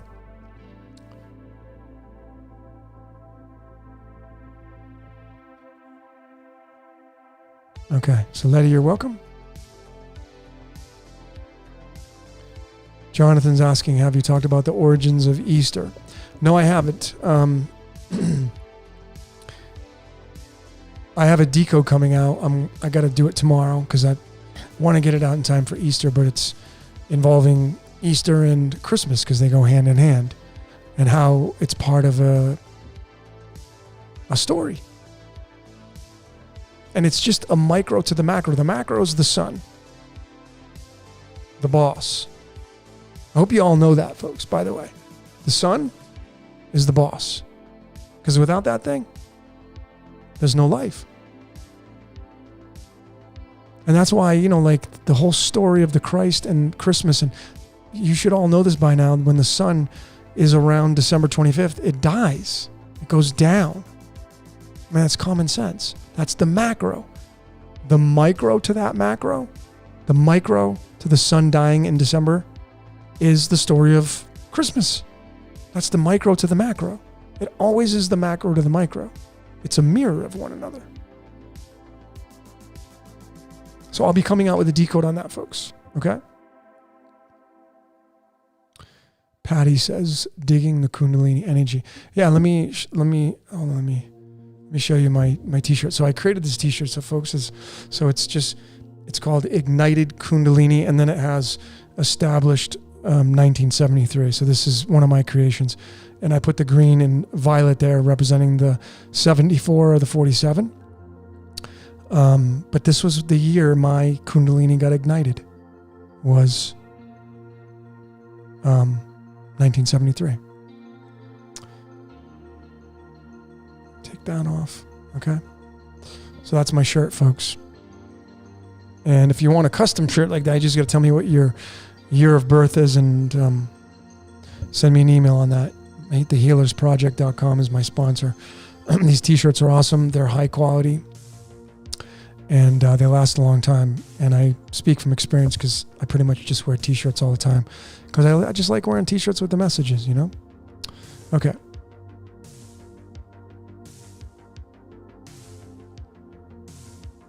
Getting an idea of how our partners see us can be a great tool. Absolutely, folks. Decoding your reality is not just decoding music, movies, sports, the esoteric. It's decode. The most important decode you can do is freaking you. Yet some of you avoid you because you're afraid what you're going to find. Some of you are avoiding decoding yourself because you are afraid of what you will find. You don't think you're good enough. You see, some of you were told you're not good enough. That's all bullshit. Folks, there's a course that I'm very fond of. It's called Landmark Worldwide. I've done the course 3 times. I'm going to do it again when they open back up. LandmarkWorldwide.com. I wouldn't do the virtual course until they open up and you want to do it in person. But there is a massive thing I want to share with all of you that is extremely important right now for all of you.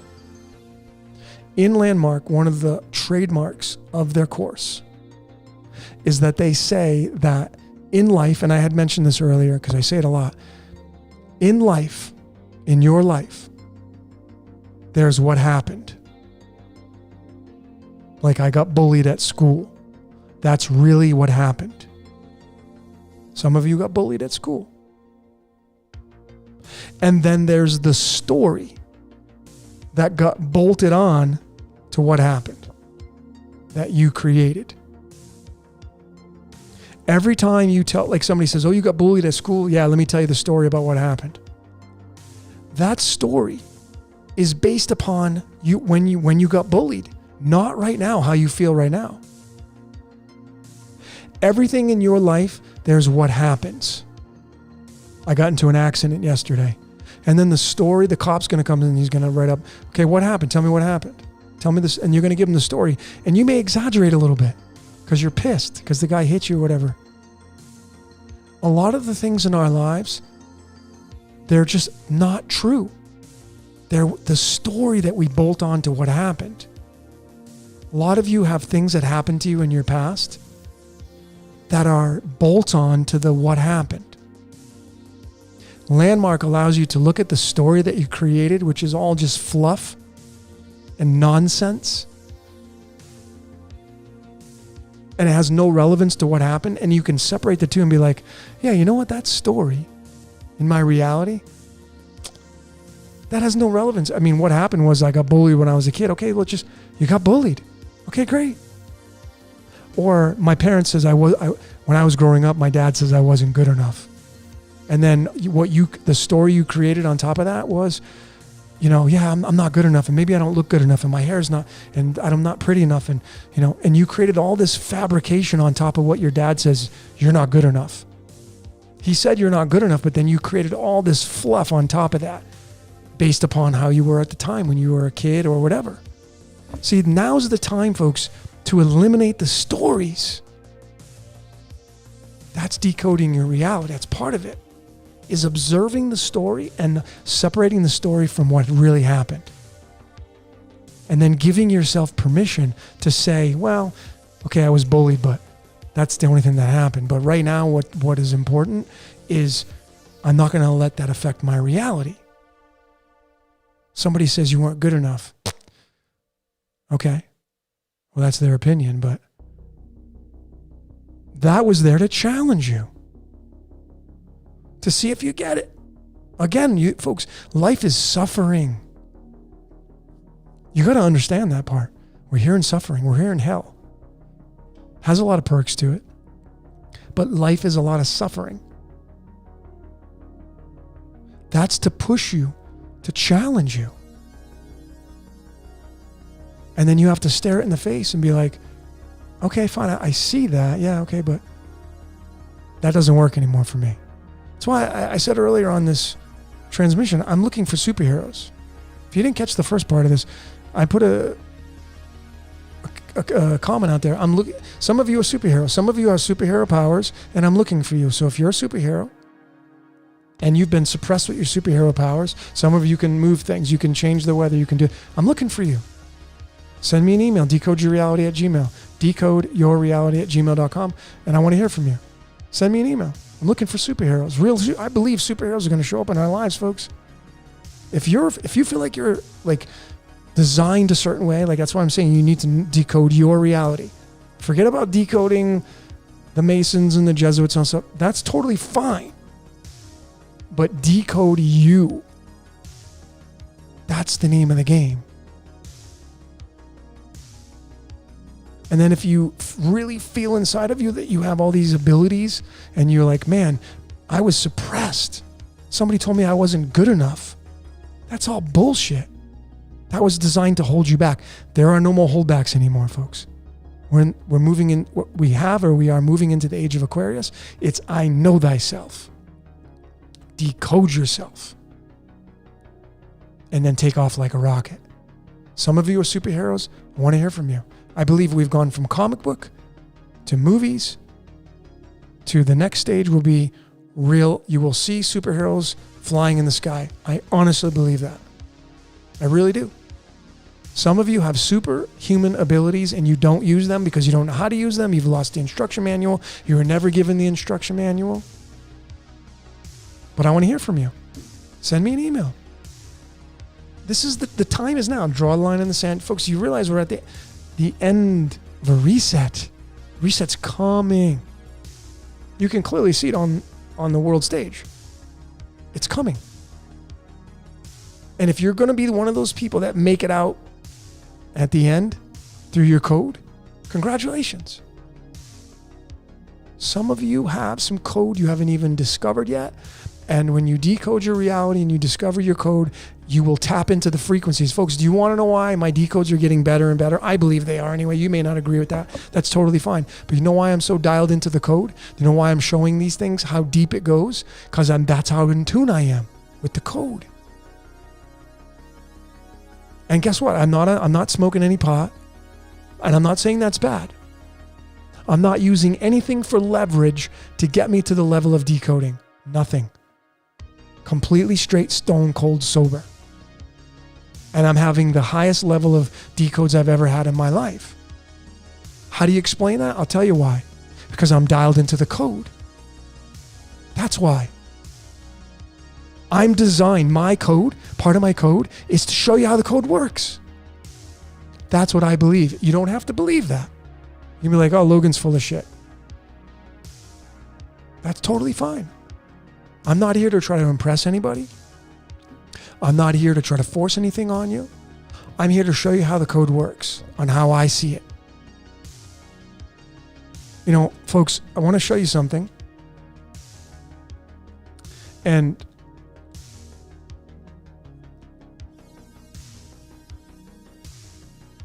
maybe this will make sense for you folks. I probably should end this transmission.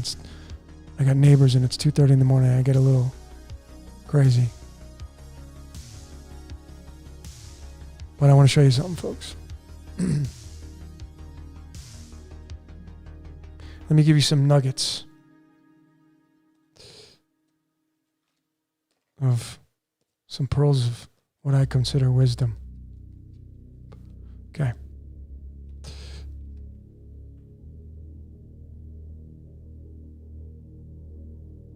So folks, this right here,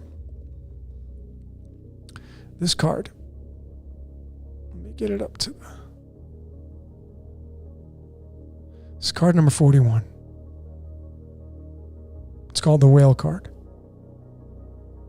The whale is the largest animal on earth. And if you study the medicine card deck, if you study the whale card, it'll tell you that it's the keeper of the Akashic records. Card 41. When I did my totem pole, which I'm hoping the majority of you have done your totem pole, and I put a free video out on how to do your totem pole. I learned from a real shaman. When I pulled my totem pole, and you only do it once in your lifetime, this whale card right here was the first card I pulled. It was my root chakra. And these are linked to our ages. So this is representing ages 1 through 13, your childhood. And so when I started to decode myself and I realized, oh my God, I'm part of changing the Akashic records. That's what it means. That's what the shaman told me when he gave me my reading that I got. And then it's just blasted me with all this truth. And I started to download it, and it was just a massive day for me. Because I realized, I'm like, holy shit. I mean, and then all my other cards, but card 41. And then I had gotten confirmation even more of decoding my reality when I met my friend Tien. My friend Tien is the person who reads Akashic records. She does the special prayer. She doesn't need to be with you. She can do it over the phone. And I had met with her one night through a friend and learned about all about what she was, and we've become great friends. She lives in LA, and of course, I'm like, when were you born? You know, this is her birth card. 2 spades. What does 2 mean? Duality. If you flip it on its side and you were to put the infinity symbol in there, what do those two spades represent? Past, present, and future. I mean, if you put the number 8 in there, it's going to spin. It's going to cover those two. So that's how you syncretize that. Guess what card number that is, folks? 41. It's card 41. That was what I needed to give me confirmation that I was being shown my code. That was just like a nail in the coffin, if you will. And then I looked at pi. My last name's Payette. No coincidence there, which is why I use pi to decode from. And a lot of you have caught on and use it, so congratulations. Pi is 3.14. And the mirror of the 14 is the 41. So pi moving forward is 3.14. 14 is time. The word time equals 14. And then 3.41 is the whale card. And that represents the past, the Akashic records. So this was a massive, massive piece for me of confirmation. I mean, what are the odds that I pulled the root chakra as the whale, the Akashic record holder? And here I am with a Decode Your Reality channel, and I'm showing all of you, and a lot of your decodes that you folks do are in my Decode Your Reality, so I don't take all the credit. It's a collective consciousness. But then I mesh up with a friend who reads Akashic records, and her card's the 41st card. What do you think the odds would be of that? That's straight up synchronicity, folks. That is the code showing itself to me. That's what it is. Some of you have not gotten to that level yet, but it's waiting for you. That's the exciting part. And you never know when it's going to show up. You never know when that code's going to show up for you. So you just want to keep decoding, folks. So the whale is the keeper of the Akashic records, and if you pull that in your totem, then you're part of that, depending on where you're at in your life and all that stuff. But it's 41. 41's tied to niobium or niobium. And niobium has an atomic weight of 92. What's 92? Uranium. You. Uranium is you. Uranus. You. That's why Uranus, the symbol of Uranus, points towards the 12 o'clock position. It's you. You and me. We make you and me. You are the code expressing itself. Uranium. You. It's tied to the 41, which is tied to 92, which is tied to you. You and me. That's how this syncretizes, folks. It's so beautiful, the mathematical precision on it. So you need to know what your code is, folks.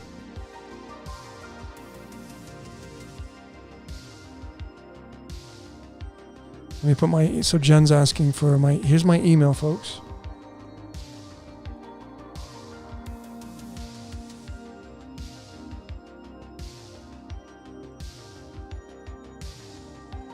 So there's my email, folks.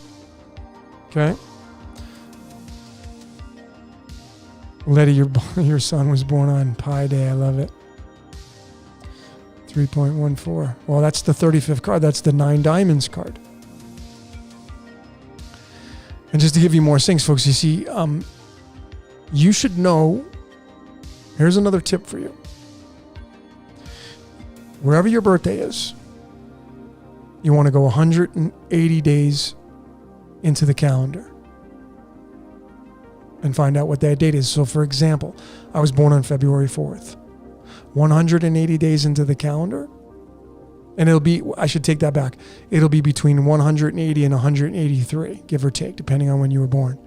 But if you go 6 months, that's the better way to do it. If you go 6 months into the calendar on your birthday, you're going to have a card. That's going to be the mirror card of you. So my This is why I use pi, folks. My birthday is February 4th. February 4th is the 35th day of the year. 35. If you go 6 months into the calendar, you get to August 4th. February 4th is my birthday. August 4th is 6 months. The mirror. One half of the calendar. August 4th is the 9 diamonds card. Guess what number card that is? 35. So I know when I look at these things and I decode my reality, which is exactly what you should be doing. What's your 6-month card on the calendar? If you're born on March 14th, you'd go 6 months in. You would be September 14th. So Letty, your son's card would be the 10 clubs card. So his mirror card is the 10 clubs, the 9 diamonds and the 10 clubs. Another layer you can add on to your reality, folks. Decoding yourself and your partner and your brother and sisters and your parents. All of these are clues to discovering your true power. So my birthday is the 35th day of the year. 6 months into the calendar is August 4th, which is the 35th card, the 9 diamonds. That's the pie card, folks. The pie card is 9 diamonds. That's my 6-month card. And I'm born on the 35th day of the year, which is the pie card. That's why my last name is Payette. You think that's all by accident? My parents didn't choose that last name. My mom got it because it was my dad's last name. Pie. I have pie twice in my last name, by the way. That's not by accident.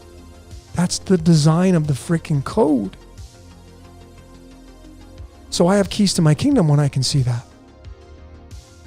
You need to know what your keys to your kingdom are, folks. Let me give you another example. Let me give you more examples.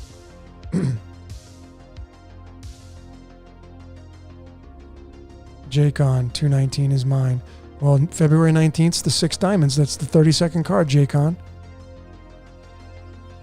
So what does that mean to you? Go read about the go read about the 6 diamonds card. Go to it'sallinthecards.com and type in February 19th and read about the 6 diamonds card. See what resonates with you. You're looking for clues. It's not going to stare you in the face. It's not going to talk to you unless you go look at it. It's not going to seek you out like the way you're seeking it out. Okay?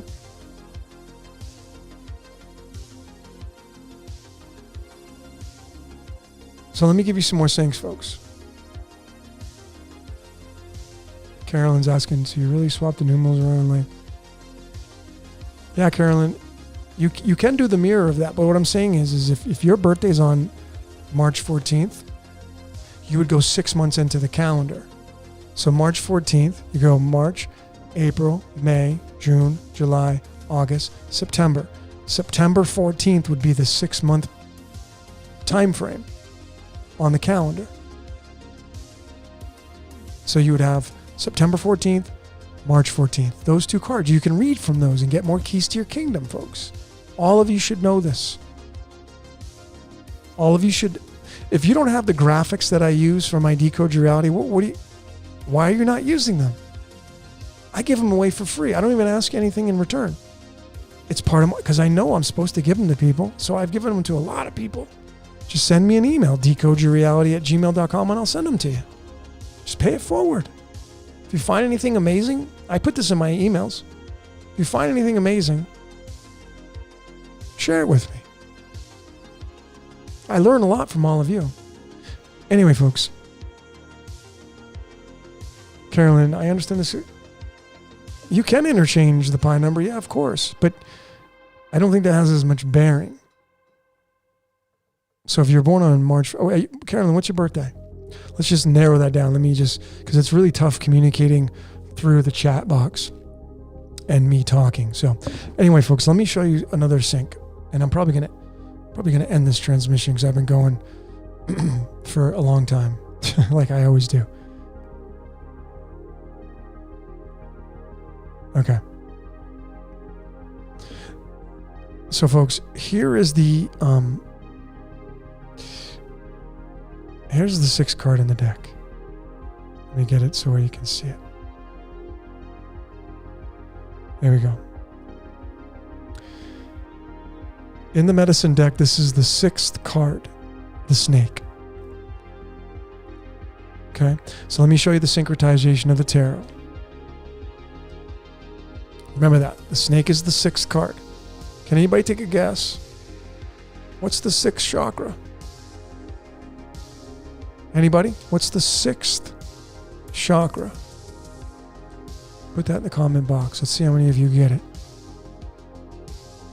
6th chakra is what, folks? When you syncretize it. There we go. Anybody get it? 6th chakra. I have a little delay on my end, so.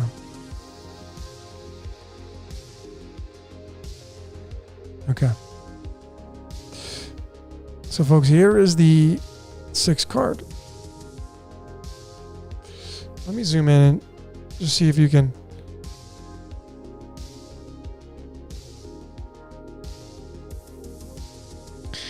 What's behind the woman on your left? See the snake climbing up the tree? See, this card is the 6th card. And that's the 6th card. There they are together. So you have the Lover's card, which represents the 3rd eye. Male, female. So you have male and female, or male. The 2 eyes are male, female, because we're both. And then here's your 3rd eye, right? The pineal gland, or the pineal gland, however you want to pronounce it. Some people get technical on me. But here you go. Here's male, female, and the Godhead, the pineal gland. And the snake is said to have deceived. 3rd eye. That's the syncretization of that, folks. It's pretty interesting. That's right, everybody, the 3rd eye. Good job, everybody. Jonathan and Carolyn and FL and Jane. Oh, no. Jane, you had the root. No, it's the 3rd eye.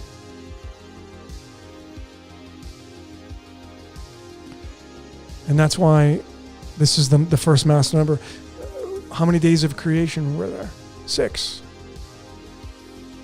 6 chakra, 6 days of creation. Kind of making sense now? Snake.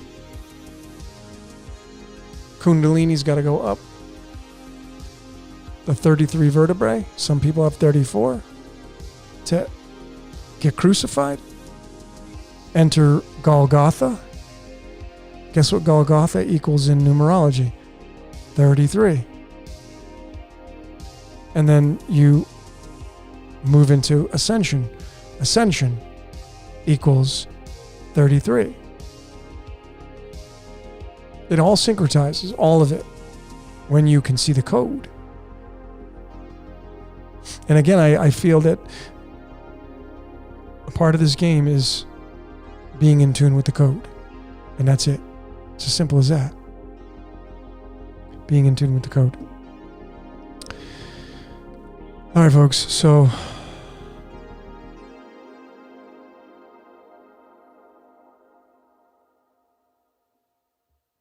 I think I'm going to end this transmission.